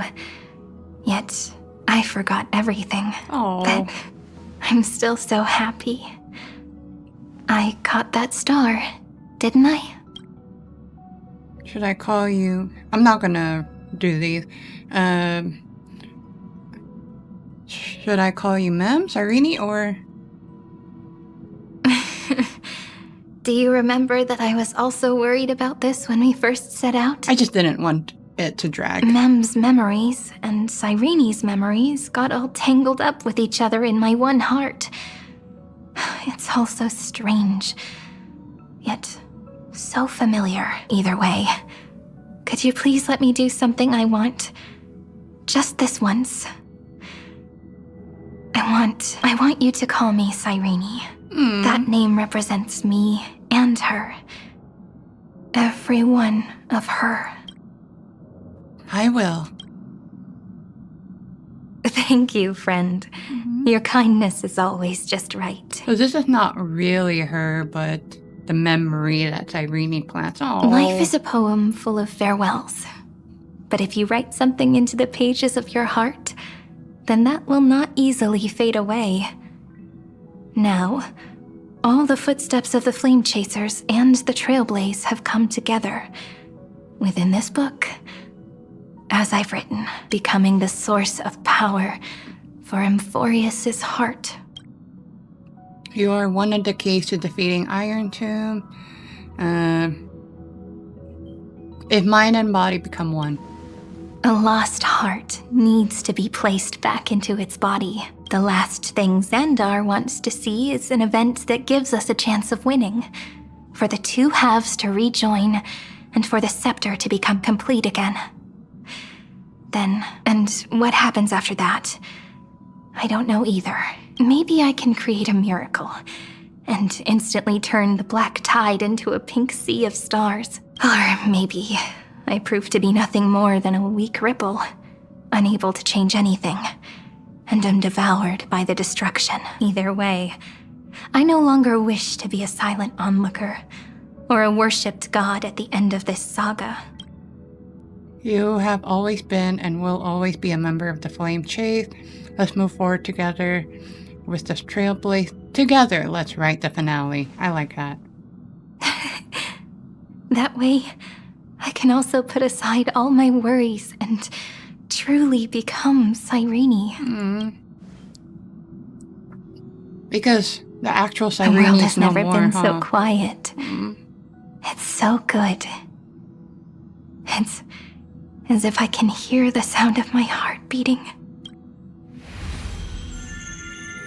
Remember this moment, friend. Oh.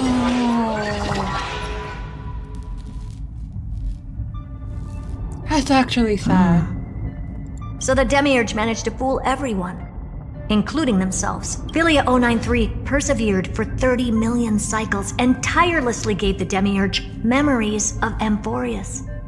Only because the god in her dreams left a sliver of hope, making her believe that a grown Demiurge would be able to fight against their other half. Iron Tomb. Then, Philia 093 completed her final sacrifice, turned into a strand of memory, and completely dissipated. Meanwhile, the other Stellaron brought here by the Astral Express resonated with the contaminated scepter and attracted the naive Demiurge to them. Are you gonna say that? And thus, the empty heart began its journey to return to its body. As an experimental factor, That was weird. Philia 093 originally could only recognize and output information in a set format.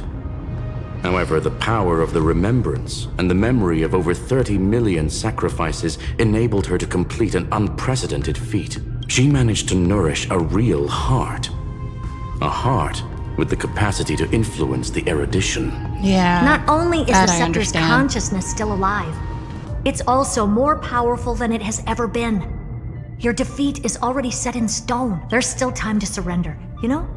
You really don't need to burn all the bridges. We're all geniuses here. Don't make everyone lose face at the end. What a pity. When the truth surfaced, I knew at once that the Demiurge was far too feeble to ever alter the result of the experiment. Not only that, Madam Herta, please consider this possibility.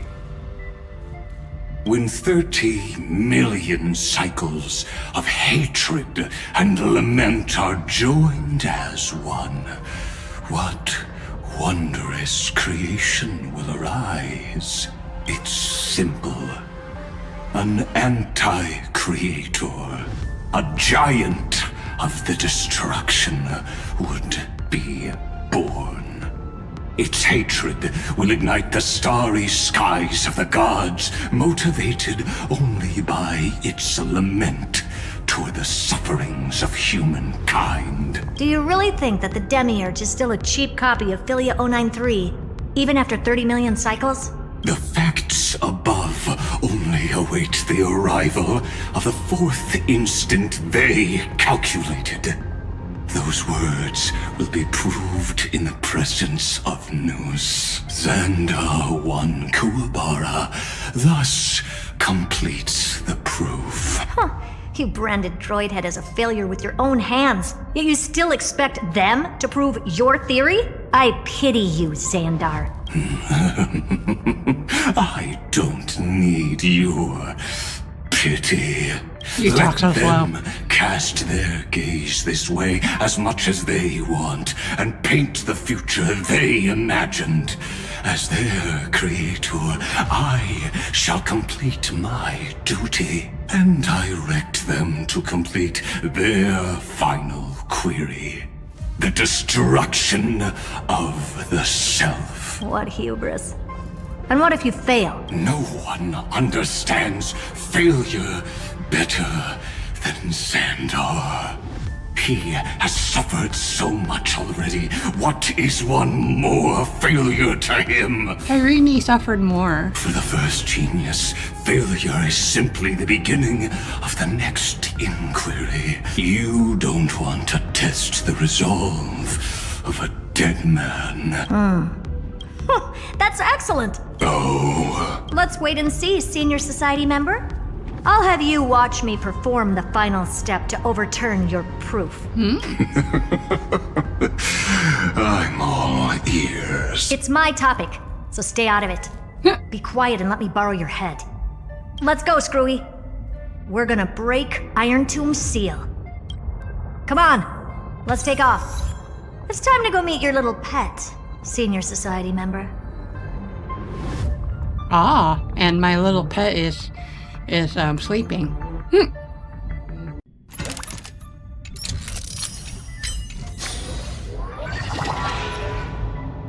Okay, time to board the mistletoe.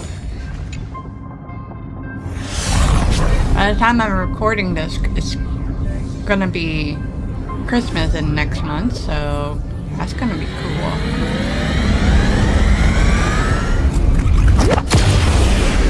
Okay, huge launch, and I drink dangerous, coffee. oppressive, chaotic. What a beautiful wail.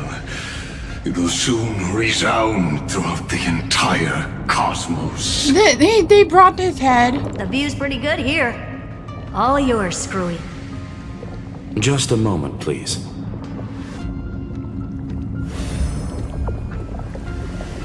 Anchor. I see. So your backup plan requires a scepter and the head of a genius. Anyone with eyes can see that. You know what I think about this, Herta. Whether it succeeds or fails, your plan plays right into the Destruction's hands. Can't you see what's going on, Screwlum? Her chances may be small, but it's not zero. That's the same logic as Herta. What are you two going on about? If you want to stop me, be quick about it. I'm in a hurry. I'll take that silence as a no. You, Xandar? As your enemy, I genuinely wish you would cease your actions. But should your sudden inspiration bring more variables to the proof, then as a fellow Pathstrider of the erudition, I won't mind witnessing it with my own eyes. You will initiate the Destruction's chain reaction. But you'll also become the perfect scholar. The chances are 10,000 to 1. Oh, this is Iron Tomb? Holy cow! And isn't this one of the paths that's shown in Ellie's vision or something? Oh, but that's only the path if the Astral Express doesn't go to Amphorius, right?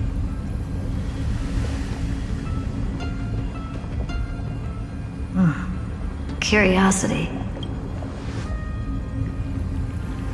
It's been so long and we've all failed so many times. Even now, moments before the horrible and inescapable instant within Droidhead's calculations arrives. The cherished children of the erudition, the geniuses lauded by all. Is curiosity the only thing we can feel, even at moments like this? Well, it's not so bad. Now let the lock become the key. Geniuses who walk the stars. The cosmos has reached a moment where its very existence hangs in the balance. I, Herta, Genius Society 83rd seat, hereby summon you. I request a society meeting to be held immediately. We shall serve the grandest cause with the most macroscopic ideas. What the heck?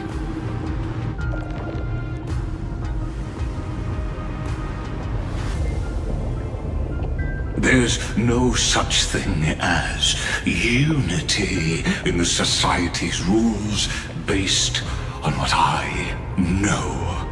Indeed. A meeting has only been held 3 times in the Society's history.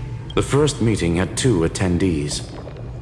After the Emperor was assassinated, the second meeting had 7 attendees. During the second Great Prosperity, the third meeting had 5 attendees. How many will respond this time? None, huh? Oh, snap.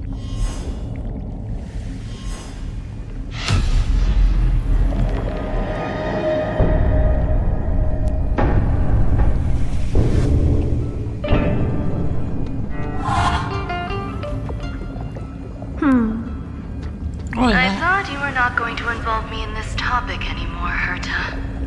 Oh. It really is this little witch. I shouldn't have made the bet with you, Poka. I've been waiting for you to offer yourself up. Goodness gracious me! Ooh, so Dr. Primitive? many familiar faces. We even have a special guest. It's that greatest failure of a genius, Xandar. Hey, be nice. Even though I don't like this guy. Noisy gathering this is. Not bad. More people showed up than I expected. Even though one is just here for the fun of it. Dr. Primitive. Either way, the person I was hoping for most is here. Stephen Lloyd declined the invitation. He needs to focus on attacking and defending and cannot attend the meeting. That's fine, he doesn't need to be here anyway. Let's skip the boring introductions and cut to the chase. Folks, this is not a discussion, but an announcement. Though the Society has never been united, we still observe at least one basic courtesy. We don't interfere with each other's research topics. So listen up, all of you. Conquering Iron Tomb is my research topic. I will personally take over Scepter Delta Me-13 in 1.5 system hours and stop the destruction. If the front line falls, I will immediately overclock the Scepter and complete self-coronation in Iron Tomb's place and interface myself with Droidhead. Wait, this is what happened in Elias' vision, though. Kinda, right? Oh, that's funny. That's real funny. You mad woman. That's like watching you tap dance on Polka's spotless white sheets right after she's washed them. What the fudge? Very bold. You want to connect your brain to the Eon's mechanical core and define their instinct? If Rupert dared to do that, why shouldn't I? I've got the prototype scepter, the father of Noose, and the brain of a genius. Everything's set. Never mind the success rate, little witch. What's gonna happen if you succeed? We're all smart people here, so I'll just say it straight. Strike at erudition. I'll change the anchor points for the 4th instant and move the future of the cosmos in a direction I want. I knew it. Another genius who confuses cause with effect. What do you think about this, Lord of Silence? You know you're signing your death sentence right here. Of course I do. There'll even be 2 copies of the verdict. One that I wrote myself, and another one coming from you. That's why I wanted you to be in this meeting. Now I can tell you, I don't care about all that. Consider this a threat. Either put down your scalpel or die with the entire cosmos. The only goal I have for this meeting is to ask all of you to put aside your pride and not cause me any trouble. What a naive little girl. Thinking her wishes will always come true. What are you laughing at? What's the point of the babe? Herta, we ended up on the same page. No matter if it was to destroy the erudition or to rewrite the instance, we both chose the same road. We will defy the god who marked the limits of humanity. I'm not gonna argue with that. Then, to celebrate us coming to a fundamental agreement, I will prepare a stage for your performance.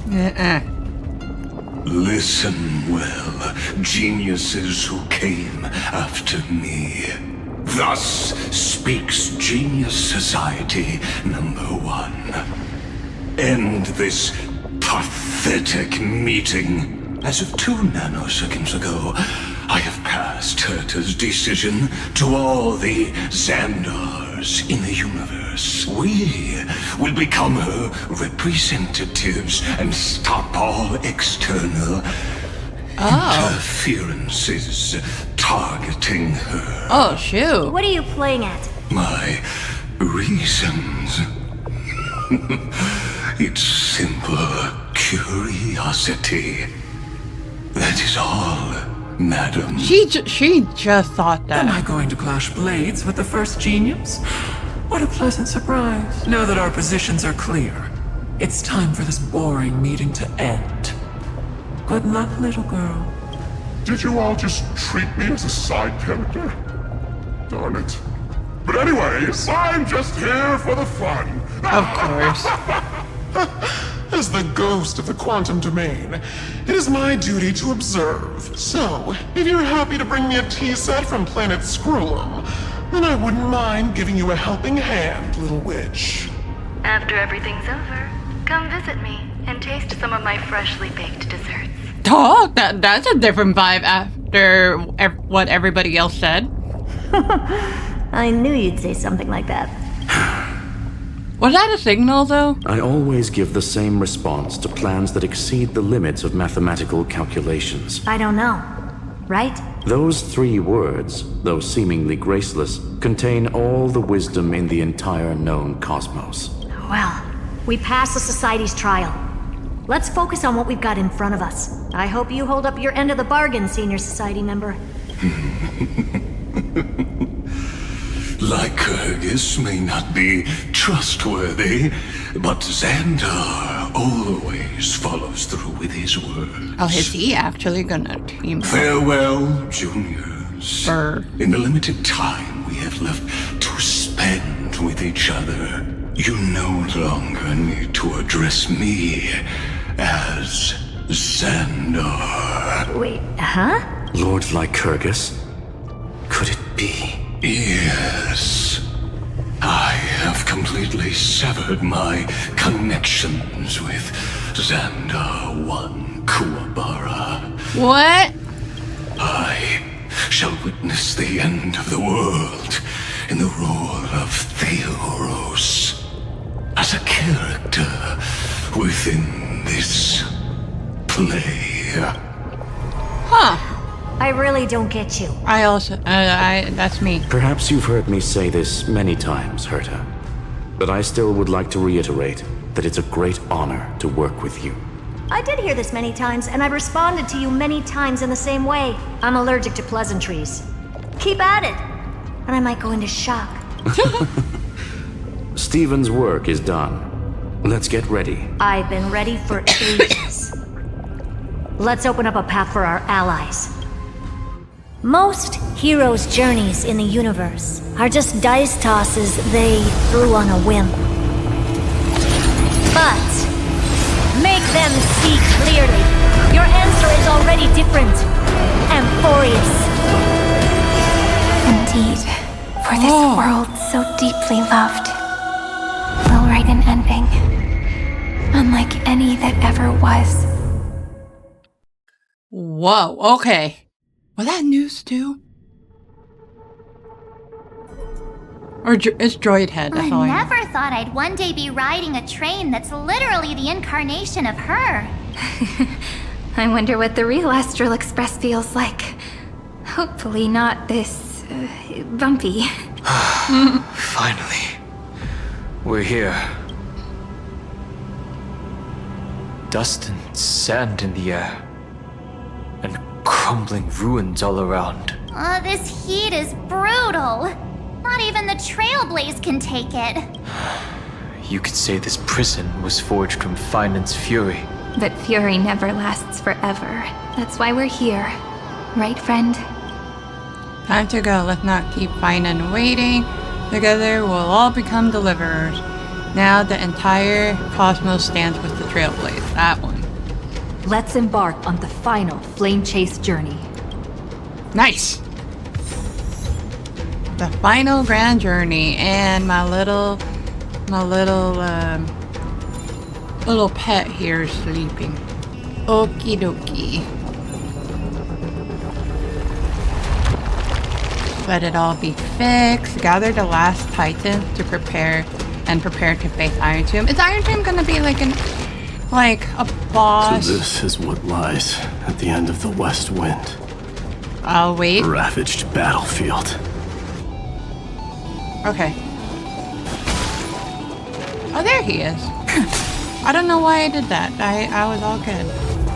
Hello? Oh, I see a beetle. I've been waiting for you. Heroes from beyond the sky. Trailblazers of the Astral Express. Right? Looks like I don't need to explain anything. Huh. I am the god of strife. Mighty of Castrum Kremnos. I know that. In this body rests 30 million lifetimes of cause and effect.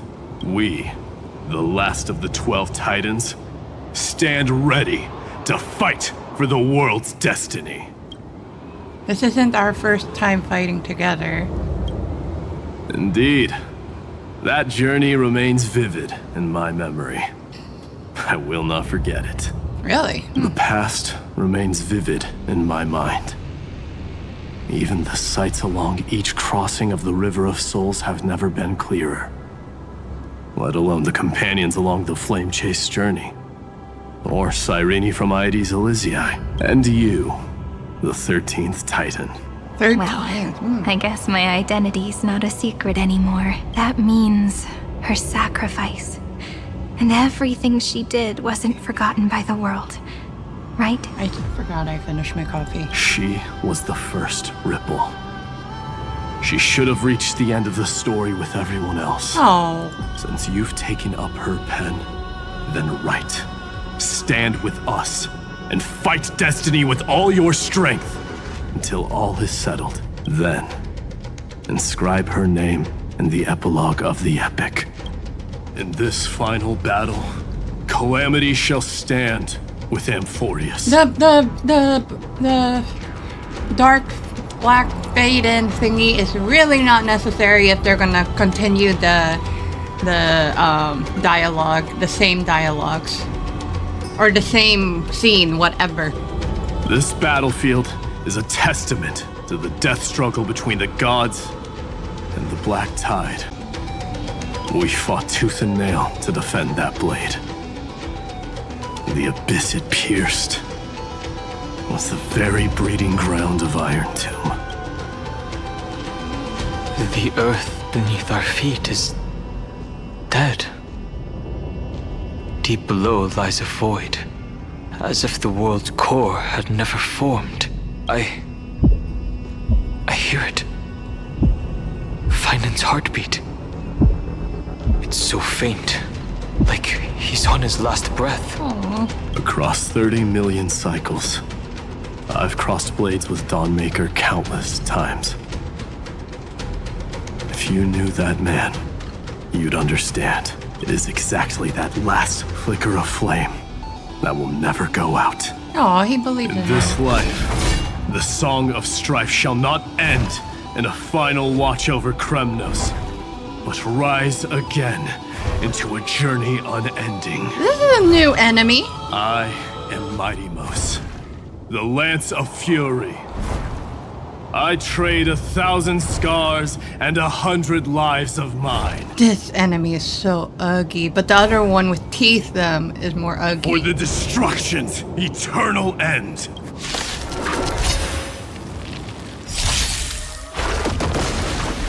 Go automatic. But yeah. Oh! Okay. Oh, we have R, that's right. Is he gonna do it the whole thing? No, never mind. Night falls. Okay. Good night. Are we gonna get every... Rise and shine. Are we gonna get every Crisis Heir's help in battles? Because that will be cool. Weakling. I noticed how, who is it? Cyrene here is like more light than everyone else. She's like more bright. Whoa, he's so strong! We didn't even get a chance to jump in. Sadly, our golden blood shares its origin with Iron Tomb. I fear that, like these pawns, even if the gods stand side by side, will still be divided and destroyed, one by one. Aww. You mean... To destroy the destruction itself, we must stand as one.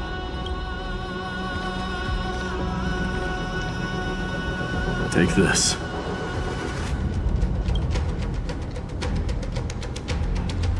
The signet of Kremnos. It has witnessed every birth and death of mine. It is Mighty's unfinished destiny, and the perfect material to be turned into remembrance. You can do it, right?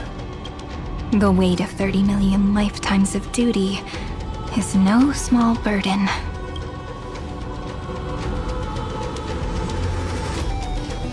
So, you're not coming with us?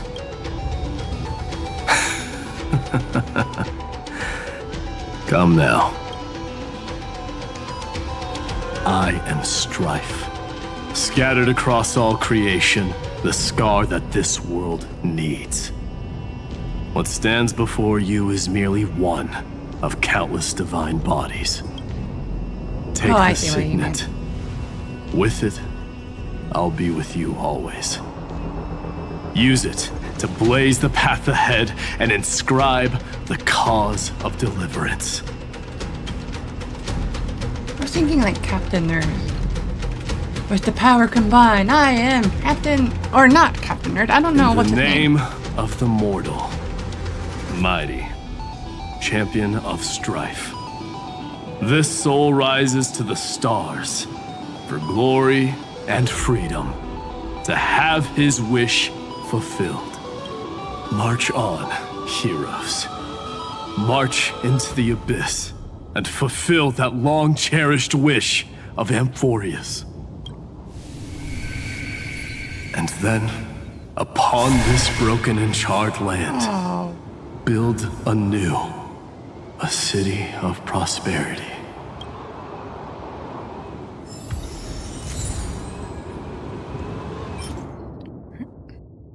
Lighting, blah, blah, blah. Restraint, wow. Okay.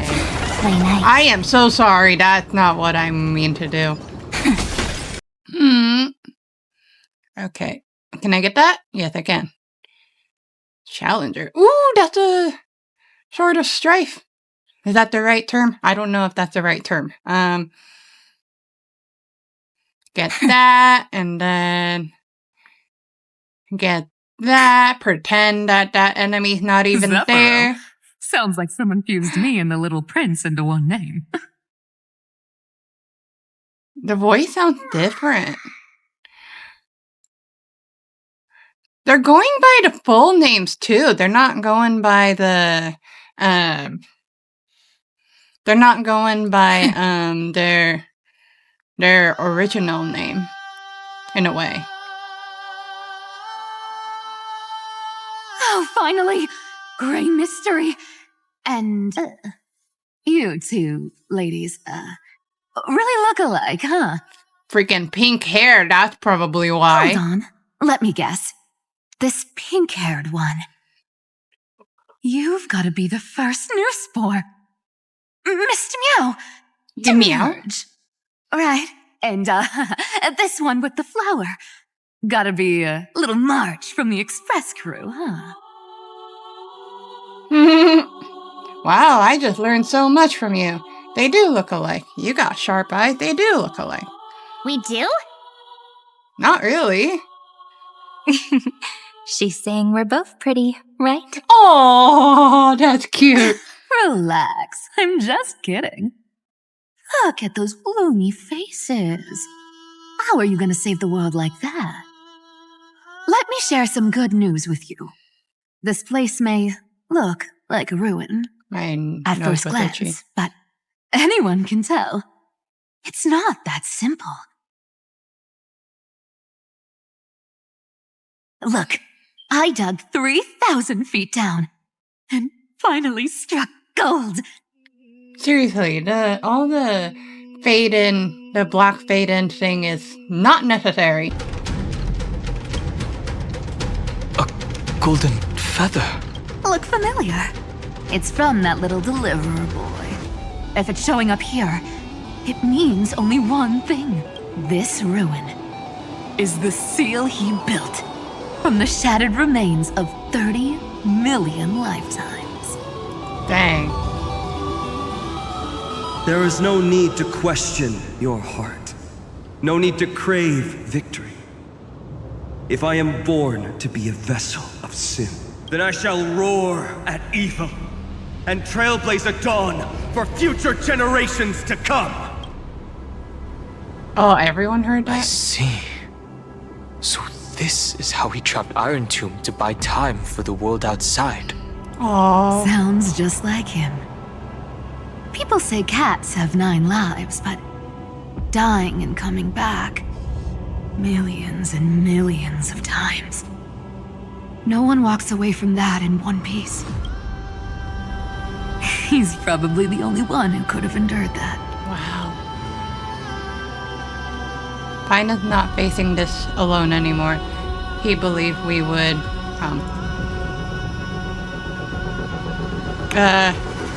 I thought I clicked it! Of course. I knew ahead of time and gave him a heads up. He was happy. He even laughed in his sleep.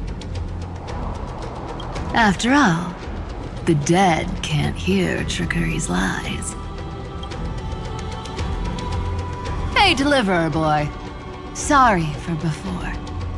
But the heroes you were always holding out for, they're finally here now.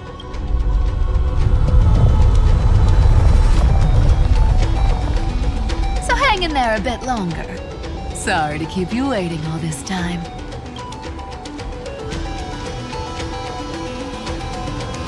Please, join us, Cypher.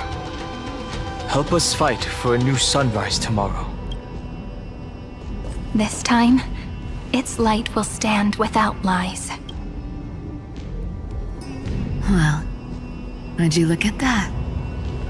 I ended up being one of the heroes after all, huh? Oh. Alright, then write it like this. Cypher, Trickery's traveler. All she ever wanted was for there to always be water in deserts, and gold in fertile soil. And for even a thief to steal their way into legend.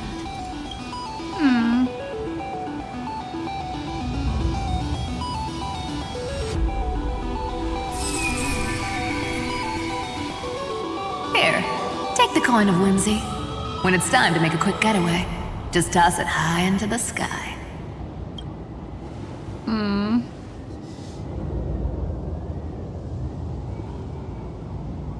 So every token will... And for all you latecomers out there, listen up. She might have been a bit greedy and a bit of a liar, but she never went back on her word. Well, well, if it isn't the little prince himself. It's been a while, Lady Cypher. Oh. It's not every day we get to walk the same road. We're one player short. When's Princess Homebody showing up? Oh, are we gonna see Casterus next? Cool. Wait, okay, so I like how they're tagging with us through like their items and all that. And then they're just like inside someone's pocket or something. That's what I'm thinking, if they're able to talk to each other like that. Because they just faded away, so what more? They enforced themselves into their items, so they're like legit in someone's pocket. Thing. So even this vessel, you've forged into a shackle. Uh-oh. That does not look like Castorus, I think. Oh, never mind. Never mind. Who that? I'm glad to see you again, Miss. Castorus. Looking back, I had only one act of salvation to my name, and only one life I ever saved. Wait, this is Flame Reaver, though! To bring hope to a world so vast with these hands. Even in dreams, it always felt like too much to ask for. Aye, aye. We are saving countless lives. We're bound for the vast and endless sky. I like the first one. I won't forget. Flame Reaver. Why is he here? Is that actually Finan? This is the first Castellana, and Lord Finan's deepest wound. Oh. He remembered everything he bore through the fires of his fury. But when the embers faded, all that remained was cold regret.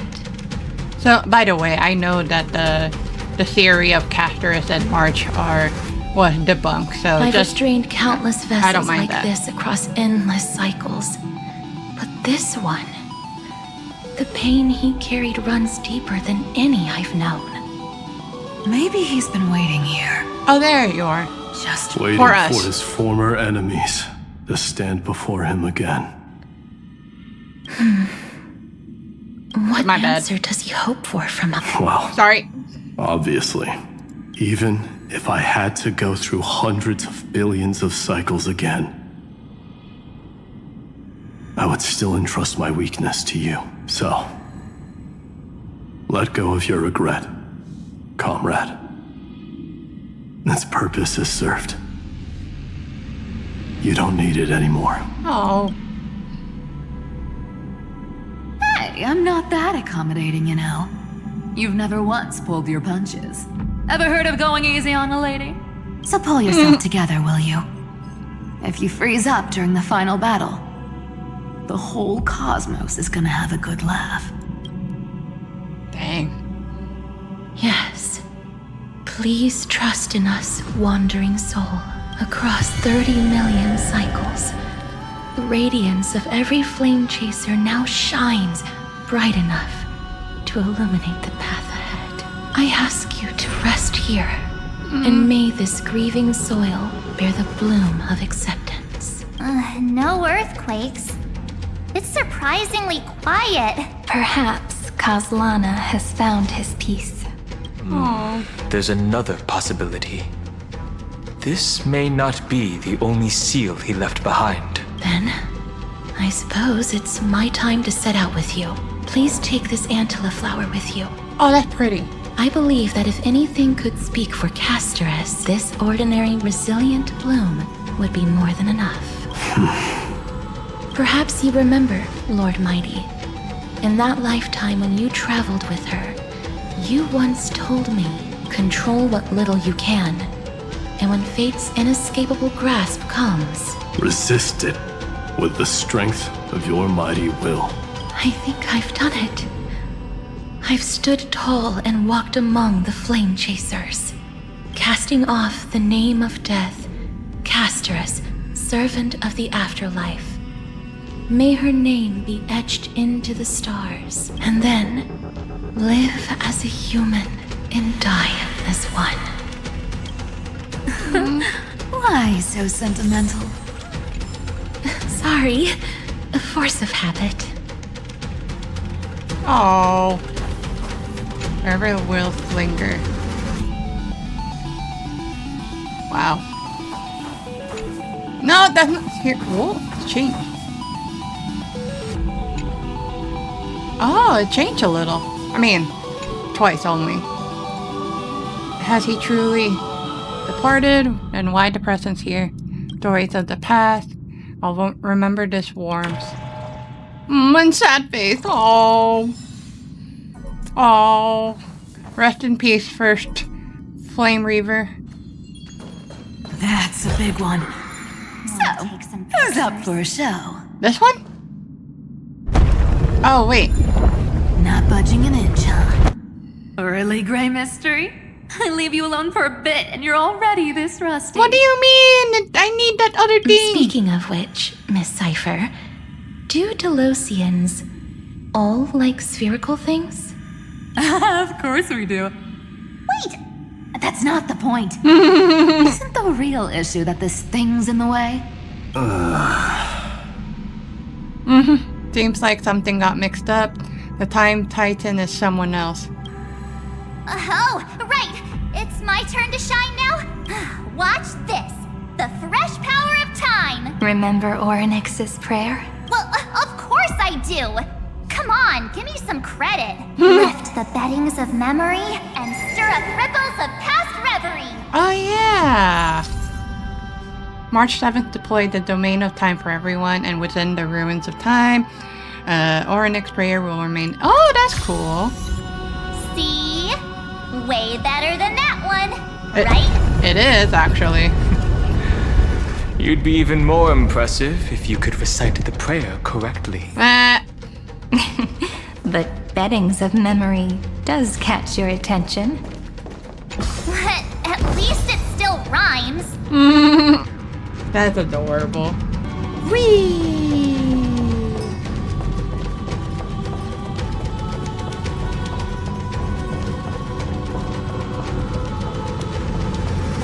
Are we getting close?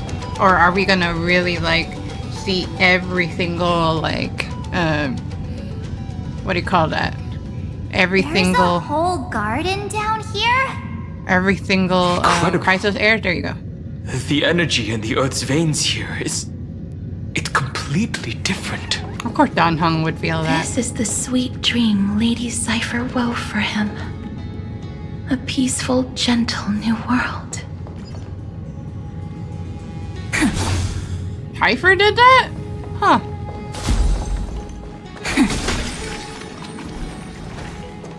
Alright, what's going on? Look! The blade down here's already snapped. Just like his mind. Shattered and broken.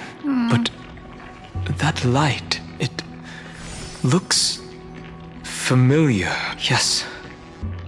It's the world-cleansing blood. Still shimmering.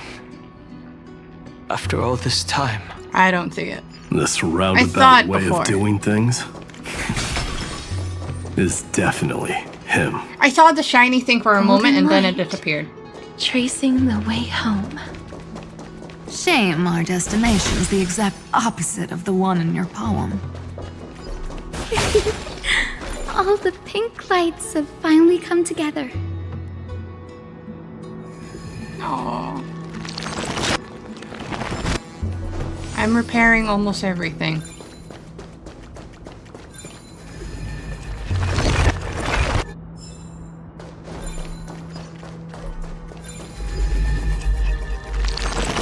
There we go. Nice and clean. Before we talk. Nice. See? I've been waiting so long for you. Grayi, Danny, and... Sairi. So that makes 3 adorable pink-haired girls. Aww. Huh? I told ya. Let someone else say that kind of stuff. I'm glad we're all getting along so well. Hyacinth, did you awaken this golden light? That's Lord Finance's lingering divinity. The sky Cutie. merely reflected its tracks. Cute one here. The golden blood has not faded. We should respond in kind. I filled up my coffee.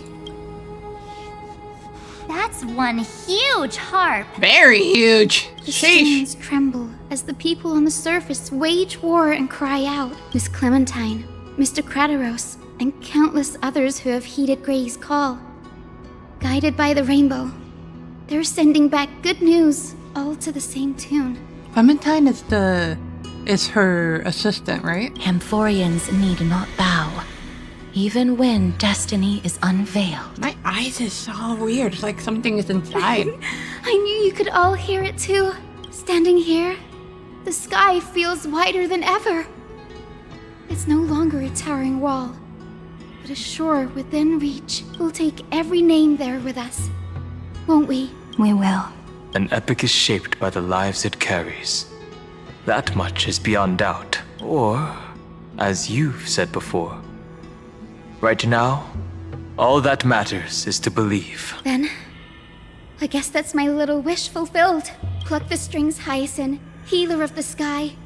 May the seven-hued melody weave a rainbow, bringing a rosy-fingered dawn to the children of humanity. When the rainbow rises across the horizon, even the darkest clouds of destiny shall scatter. I was thinking she was gonna give us the harp. The golden harp stands silently yearning for those. Respond to Finan's presence. Do that. Finan, can you hear me? The world responded with silence, just like that man. But this silence wasn't born of emptiness. It was the hoarse roar of a martyr. The golden harp stands silently. Finan awaits your touch upon his string. Do that. The melody. It's changed. He heard the voices of the people, but could no longer respond with the same ardor. Like a bird drawn home by instinct. It takes flight and finds its way to him. Oh. Wait, I see something.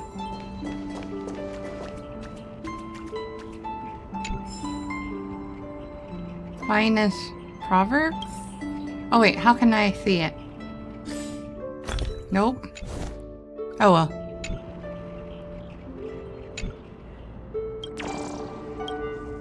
The melody's all pretty. Can I get this one? No? Okay.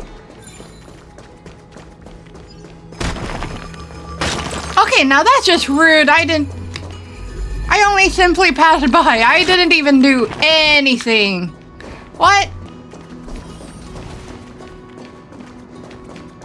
What do you do on this one?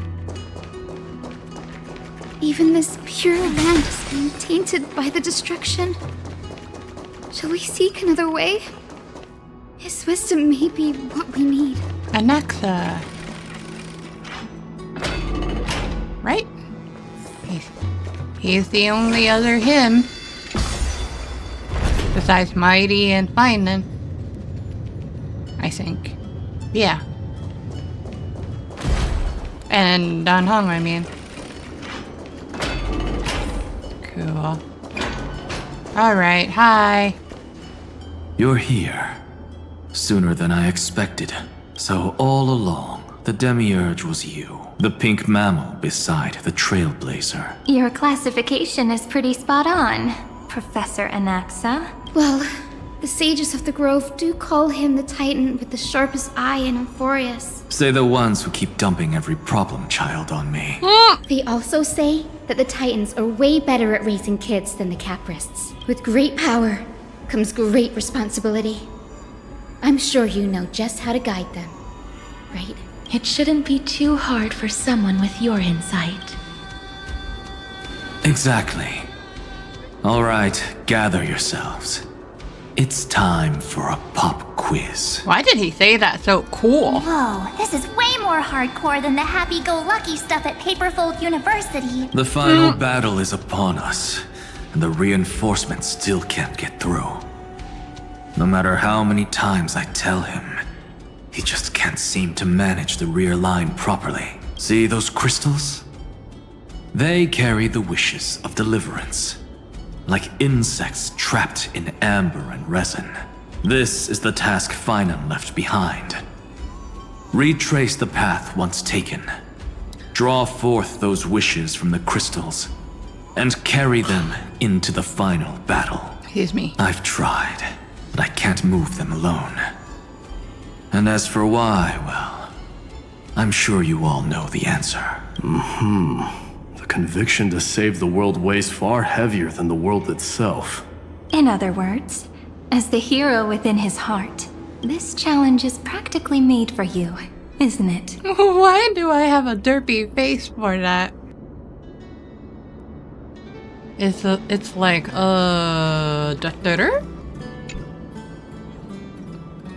Begin the ritual? Sure. What do you want?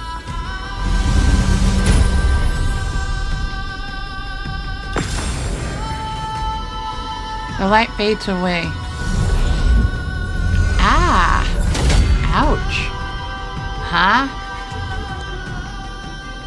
Take those. Aw, who turned off the lights? This pop quiz even has dramatic effects now? Endless darkness. That is where wishes begin. Can't you bring us up here too, But Casterus? with just a glimmer of light, we can illuminate this lonely world. Yo, ladies, can you probably, bring us up here next time? What lies beyond the edge of the light? Chaos. To bear the name Kaslana, one must first plunge into chaos to seek a path for the primordial light. Every time you reforge.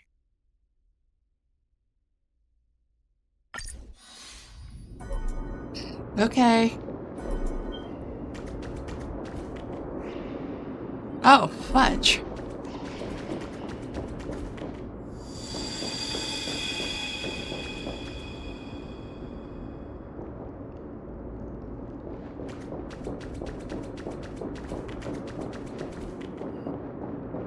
Hold on, I just want to see if there's anything else.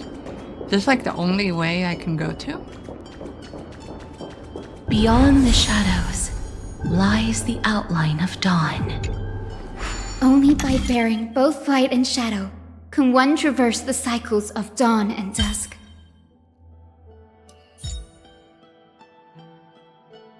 What? Oh! Here and here. Easy. Might be more my thing. Okay.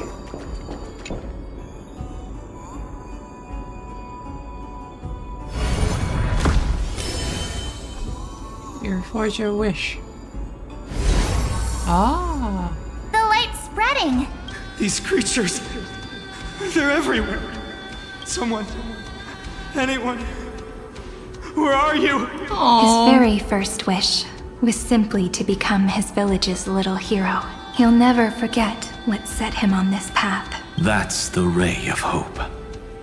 Just like the wishes he gathered, it's grown ever more insatiable. Why? Why is this happening?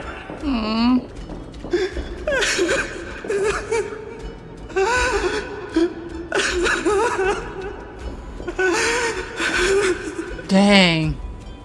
Oh. Poor guy. Wait, was I supposed to go somewhere else?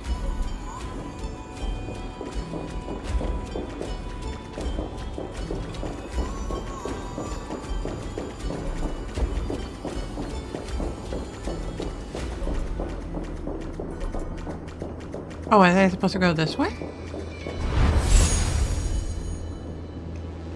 There you go! Haha.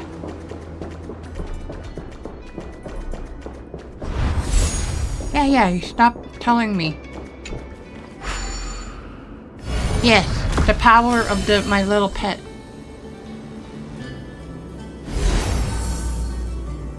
Ooh.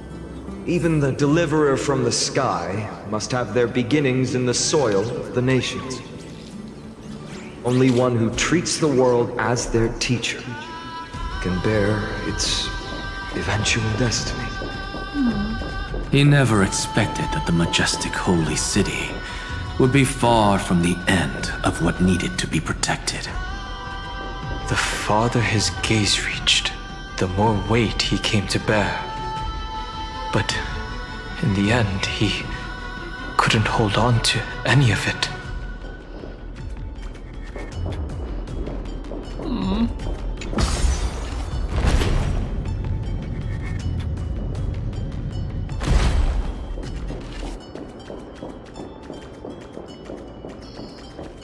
Okay. Can I just go this way? Yeah? Oh, it works. Wait, we have like 4. Oh no, we have 3. Oh. Oh, everything's more light. Oh, is that half of This crystal is quiet. A prisoner in the cave can never truly describe the world in its entirety. Yet even so, he would still choose to bear it.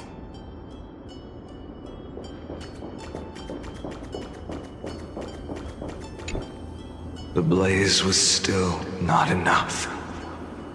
It had to be fed only by feeding the flames.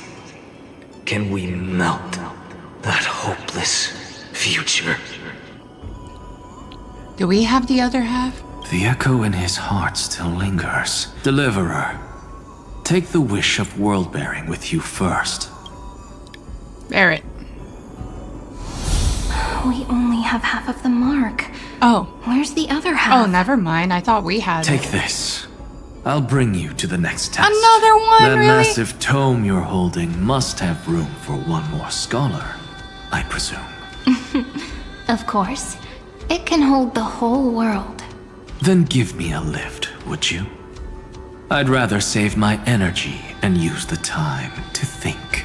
Even gods shouldn't skip exercise, you know? Miss Hyacinth is right.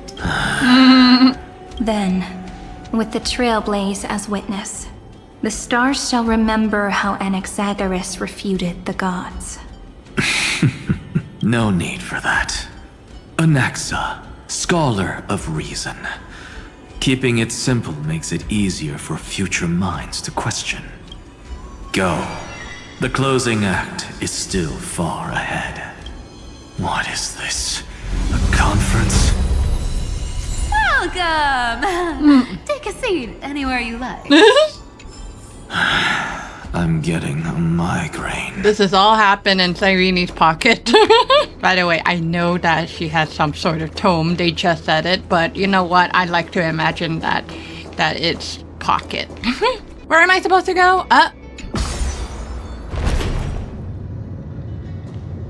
Or is it down? I think it might be down. Because I've been upstairs already. Yeah, my pet is like judging me by sleeping. There it is, okay.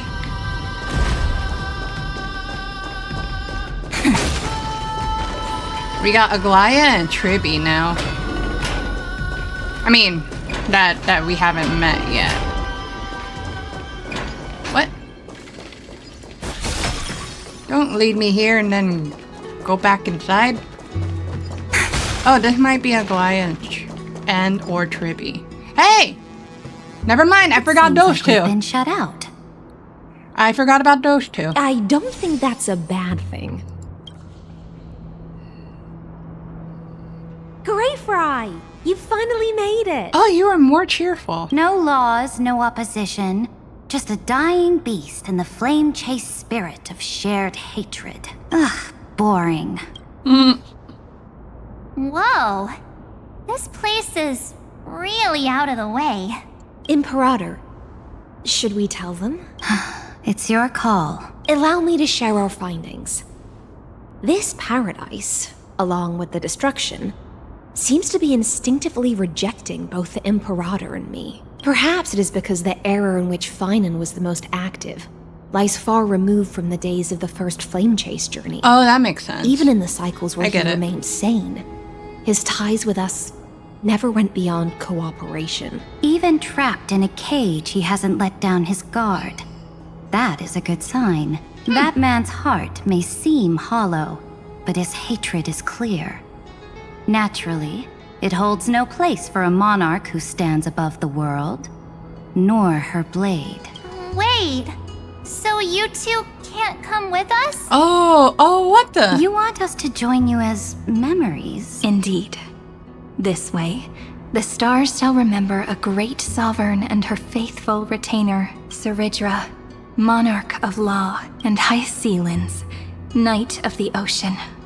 I like the sound Is that of that. book truly the only way for us to leave our names in history? Yeah. I believe, as I've written, is but one medium. The remembrance has countless ways of capturing time. Understood.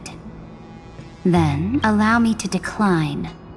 I'll see you on the battlefield. I would rather be forgotten than be defined. If your words hold true, then we have our own ways to meet again in the world to come. In that case, I will choose the same.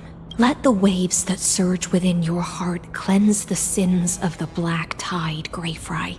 The storm sea awaits your song of triumph. You two are still as resolute as ever. In that case, we must double our efforts. A promise to the Imperator is not one we take lightly. Really? Did they refuse to join?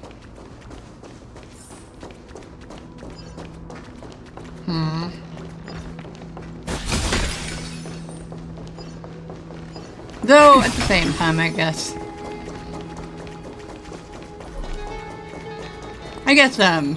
somewhat understandable in their situation.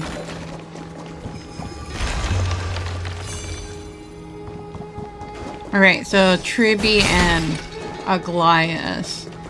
Probably the next one. Take this, purify it. There you go, so that way it's easy to cross. And then, I know I...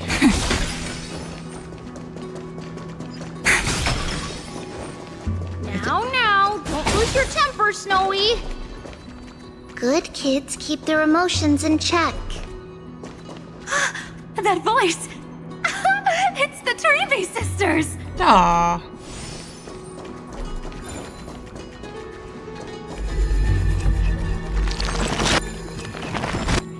Okay. Whoa! There's another one! Over here, too. Lady Trebios? Whoa! Your little Reenie? Oh. You look so grown up all of a sudden! She is not the Cyrene we remember. She is the Demiurge, Titan of Genesis. The one destined to work miracles alongside the heroes. The miracles need you too. Yeah, and we are ready. Where is, Tribby? But Trian and I can't leave just yet. You see, weird stuff keeps popping up everywhere. These scattered scrolls are full of terrifying things. And they're all over the room. They're so scary and so sad. Good thing Trian's wings are amazing, or we would have been swallowed up. We need to stay here and do our best to clean them up. Scrolls filled with horrifying content. Friend, shall we take a look? Oh boy. There is no black tide here. But it is a battlefield, all the same. Yikes. Okay, scroll first. Ah, I don't want to read. They'll probably talk about it, right? Yeah, pause in 3, 2, 1. Alright, now done. Snowy's been fighting this whole time. He doesn't want to be consumed by Iron Tomb and turned into an agent of destruction. But the strength behind his resistance comes from the same hatred. To be a flame is to burn. It is simply in Vinan's nature. But it was remembrance that drove him to shine with golden light, piercing the unfathomable darkness. Okay.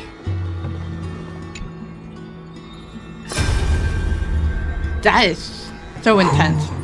Miss Odata and Mr. Hieronymus? Vinan's parents from Aedes Elysia? Echoes 496. Still resisting command. Inject interference to redirect decision logic. Signal simulation. Parental figures. Ah, that Tin Man is one sneaky jerk. What? It's time to move on, my child. Let go of your anger and listen to reason. That God created us and then cast us aside. Shouldn't they be punished for that? The cold, indifferent cosmos has never shown mercy to Emphorius. Why would you burn for it, only to turn to ash? Child, you've chosen the wrong enemy. Your birth was meant to be the greatest destiny. You were to liberate the universe, like the blazing sun at the end of the long night. What? And yet, you led yourself into a trap of futility, treating your very purpose as your sworn enemy. Is that not a tragedy in itself? What the fudge?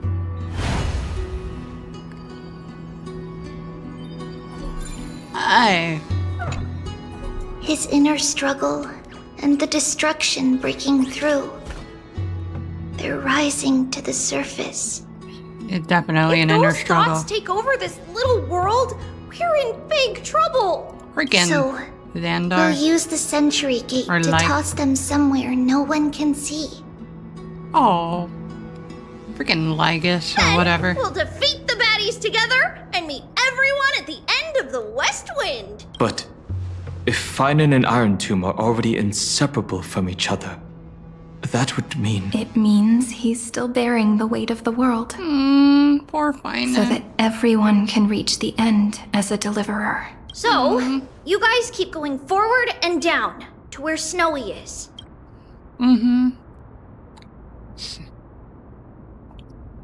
I don't like this phrase. See you tomorrow. I should have said on the battlefield, but still. This time, let's give it everything we've got. I know that's their phrase though, so... Only 2 remain on this flame chase journey. Actual tribute? Figures. They're always leading from the front line. Aww. The actual Tribby and then Aglaya. Did I? Wow. Hello? No! This one. Oh, right on there? Ooh. The face was ooh. I'm not saying that as a phrase. Weed! I don't want to deal with you. No, it's okay. I know. I know it gives like very small rewards, but I honestly don't care much about it.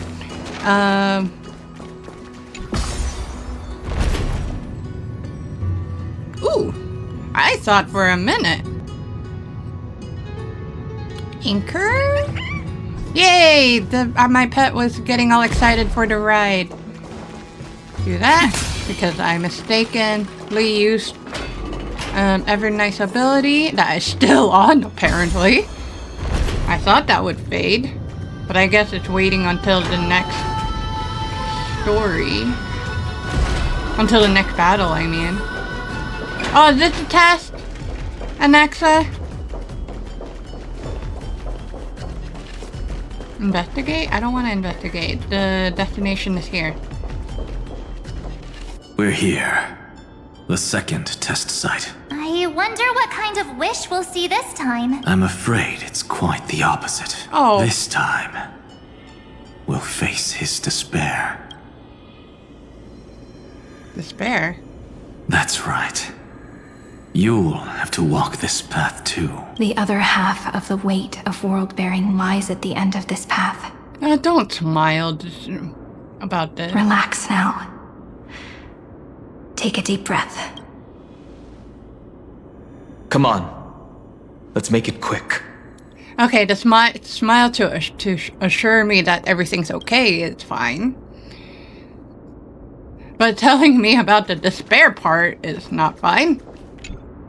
If you're ready, begin the ritual and retrace the steps he once took. Okay.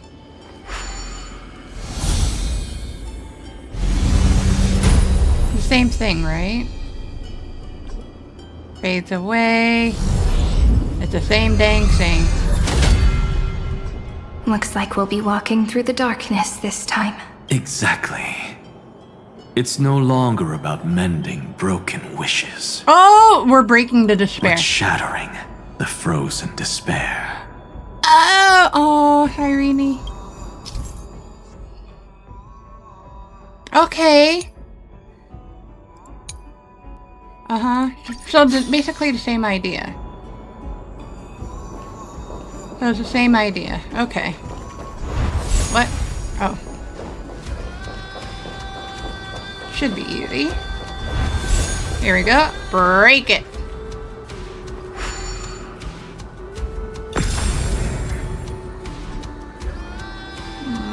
Irene,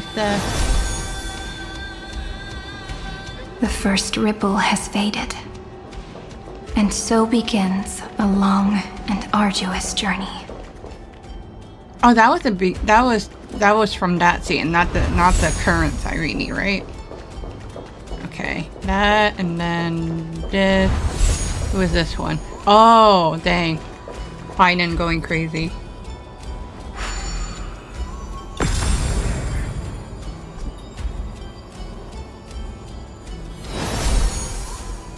No, in a way, understandable. Endless slaughter.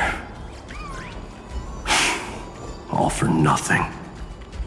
That's more than anyone should be made to suffer. Okay, so this Irene was the current Irene. Never mind, because the current Mighty and Cypher talk too. What was that? So we need that, so do this and this. What? It's about the same thing, huh? Do I need to be really... Oh, wait. Do I need to be opposite?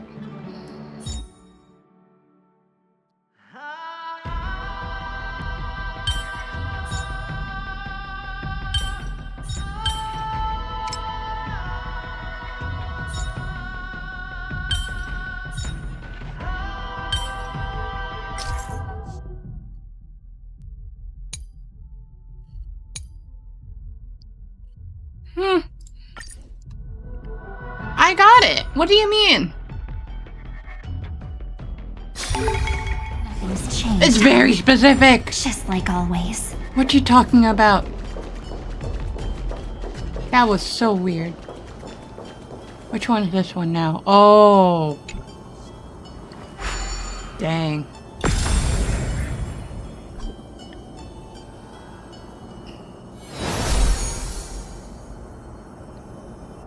Destruction. Even when it was finally over, all that remained in him was despair. But even so, the drop of blood wrung from his wrath has guided us here. We did it, Finan. The other half of world-bearing, as promised. Take it now. Bear it. At last, you've released him from the wishes he carried for so long, and quenched the despair kindled by his wrath. When both light and shadow are claimed by those who follow, his true form shall emerge. The blank statue is finally free. Wait, is that young? That smiling child in the memory. Is that young Finan? Let him come with us, laughing to the very end. Oh, that was sad. That was actually sad. I know I don't cry a lot in Emphoria's story, besides the part where March reunited with her friends. But just knowing the story itself, I already consider it sad too. I might be bothered with like how long the stories were, but I already considered the whole story sad.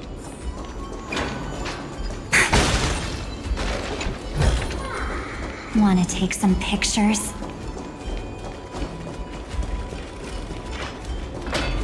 Like, the characters really did suffered a lot for sure.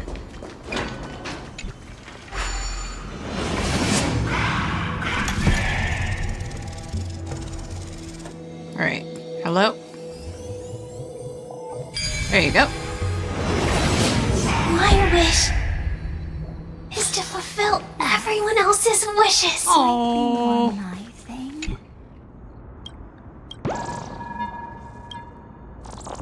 Oh, that was sad.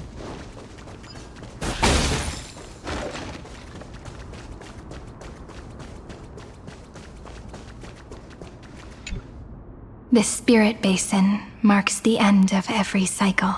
It seems this gentle little world has come to the end of its purpose. One last farewell before the journey moves on. Farewell, paradise. You carried 30 million lifetimes of wishes and despair. Oh, you actually did, yeah. Sink into gentle remembrance. And see you tomorrow. Oh. Dissolve the wishes and despair. From now on, the world no longer needs a tomorrow promised by prophecies. And the wish Finan could never find and call his own, someone's finally stepped into its shadow. Whoa! So tall! So cool! Just like the hero on the Oracle card! Is that Finan? It's because he is the very embodiment of a hero. Shut up, Lygus. Don't ruin this. Who are you? So, you've returned to a blank space, but for me, this is the 33,550,337th I hate time. that number. And the last time that I meet you at the end of the world. They're already on their way. Should they cross paths with me, I imagine things may spiral out of control. 30 million... What? And who are they? Pay it no mind, child. Keep looking there. What do you see in him? It looks just like a statue, but it's weird. He's warm. Like, really warm. Why not listen as well? I hear something. There are cracks all over him. And they're making this sound. Like someone's groaning. It's scary. Aww. Is he gonna fall apart? Oh. How unfortunate, child. This man would rather fall to pieces than fall to his knees. Finan's really suffering. You might think of me as a sculptor. Across all my years, I only completed 2 pieces. Others may call them masterpieces, but only I know how many regrets they truly hold. Regrets? My first creation left me, long ago. This second one, it was meant to be perfect. I believed it with all my heart. Until this very moment. I don't get it. Are you saying you've changed your mind? I won't change. But I'll admit this. Those 12 stones, unpolished as they are 1,000 times more exquisite than any statue. It's as if they are mocking me, a failed sculptor whose touch can only diminish what was born to shine, until nothing remains. For the first time in my life, I've realized this vessel is merely an avatar made to contain the first genius's paranoia. Oh. The seal etched into my mechanical core permits me to pursue only one purpose. Destruction. Compared to me, those 12 glowing, unrefined stones may have lived with more freedom than I ever had. Is this your confession, Lord Lycurgus? Aglaya! And Tribby! You misunderstand. From the very beginning, I was never meant to feel regret. But since you're troubled by the radiance of these stones, perhaps after 30 million futile cycles, you too have realized you're just as much a prisoner of fate. I suppose you do have a point. Now you are imprisoned by the sages from beyond the sky. And that is why this will be my last time standing here as the Theoros. Did Lygus become good? I don't know. Though we stand on opposite sides, we are both waiting for a miracle. Me What too. are you talking about? Is something big about to happen? Aggie. I know. Now that your victory is assured, I trust you won't mind giving us a moment in private. Assured, oh. Not quite. But I won't stay long. I'd rather not spoil the fun for those deliverers. And besides, after losing everything, the only thing that remains in me is the drive to seek knowledge. I pity you, Theoros. I don't need your pity. Farewell, Lady Goldweaver. Oh, Sorry to keep you waiting, Snowy. I knew it. We're here to take you home. Home? I don't understand. Isn't this my home? Little Finan. This isn't a real home. A home should be a warm, cozy place where you can let go of all your burdens and sleep peacefully for a long, long time. But I can't sleep. Every time I feel drowsy, there's a voice. You mustn't sleep or disaster will come. It sounds really weak, but also kind of strict. It won't disturb your sleep anymore, child. For countless nights, you had no other choice. But now, your mission has come to an end. Join us, and send your own wish towards tomorrow. My wish. What could it be? You don't have to come up with an answer right now, child. Grown-ups often think duty and ideals are wishes. But a true wish should be the purest, most beautiful thing of all. It can only take form in the hands of someone who is truly free.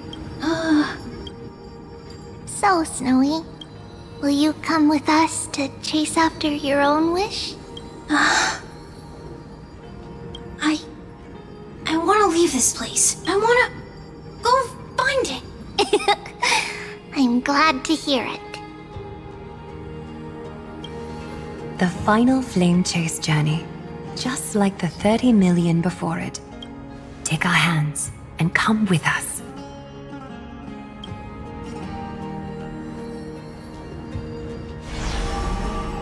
Oh.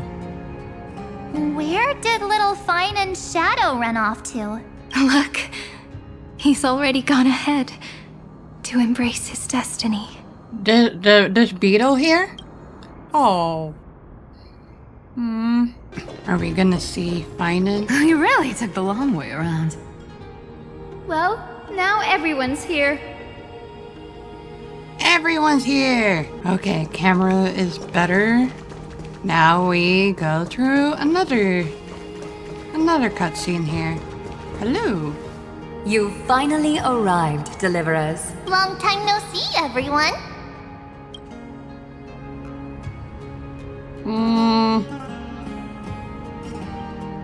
You don't usually look this relaxed, Aglaya. I'm glad to hear that. And even though we've met before, it's still moving to see her seed bloom like this. Woven from remembrance, this garment gleams so brilliantly. Just like the future we will now weave together for Amphorius. We've reached the end. Dang, we really reached the end. We just have to go through the final passage. Snowy has already gone ahead. What lies behind that door? The first seal upon Iron Tomb was a battlefield, raised from the bones of Finan himself. The second seal was a reflection of his inner desires, his wishes, and his despair. A path he wove together with regret, wrath, and sighs. When all this is gone, what will he have left to hold back the destruction? The answer is all but revealed. Wow, all the items. Traces are everywhere. You can even hear distant heartbeats. Excuse me. But one thing is missing. His sense of self. The world believed Kefili had long since perished.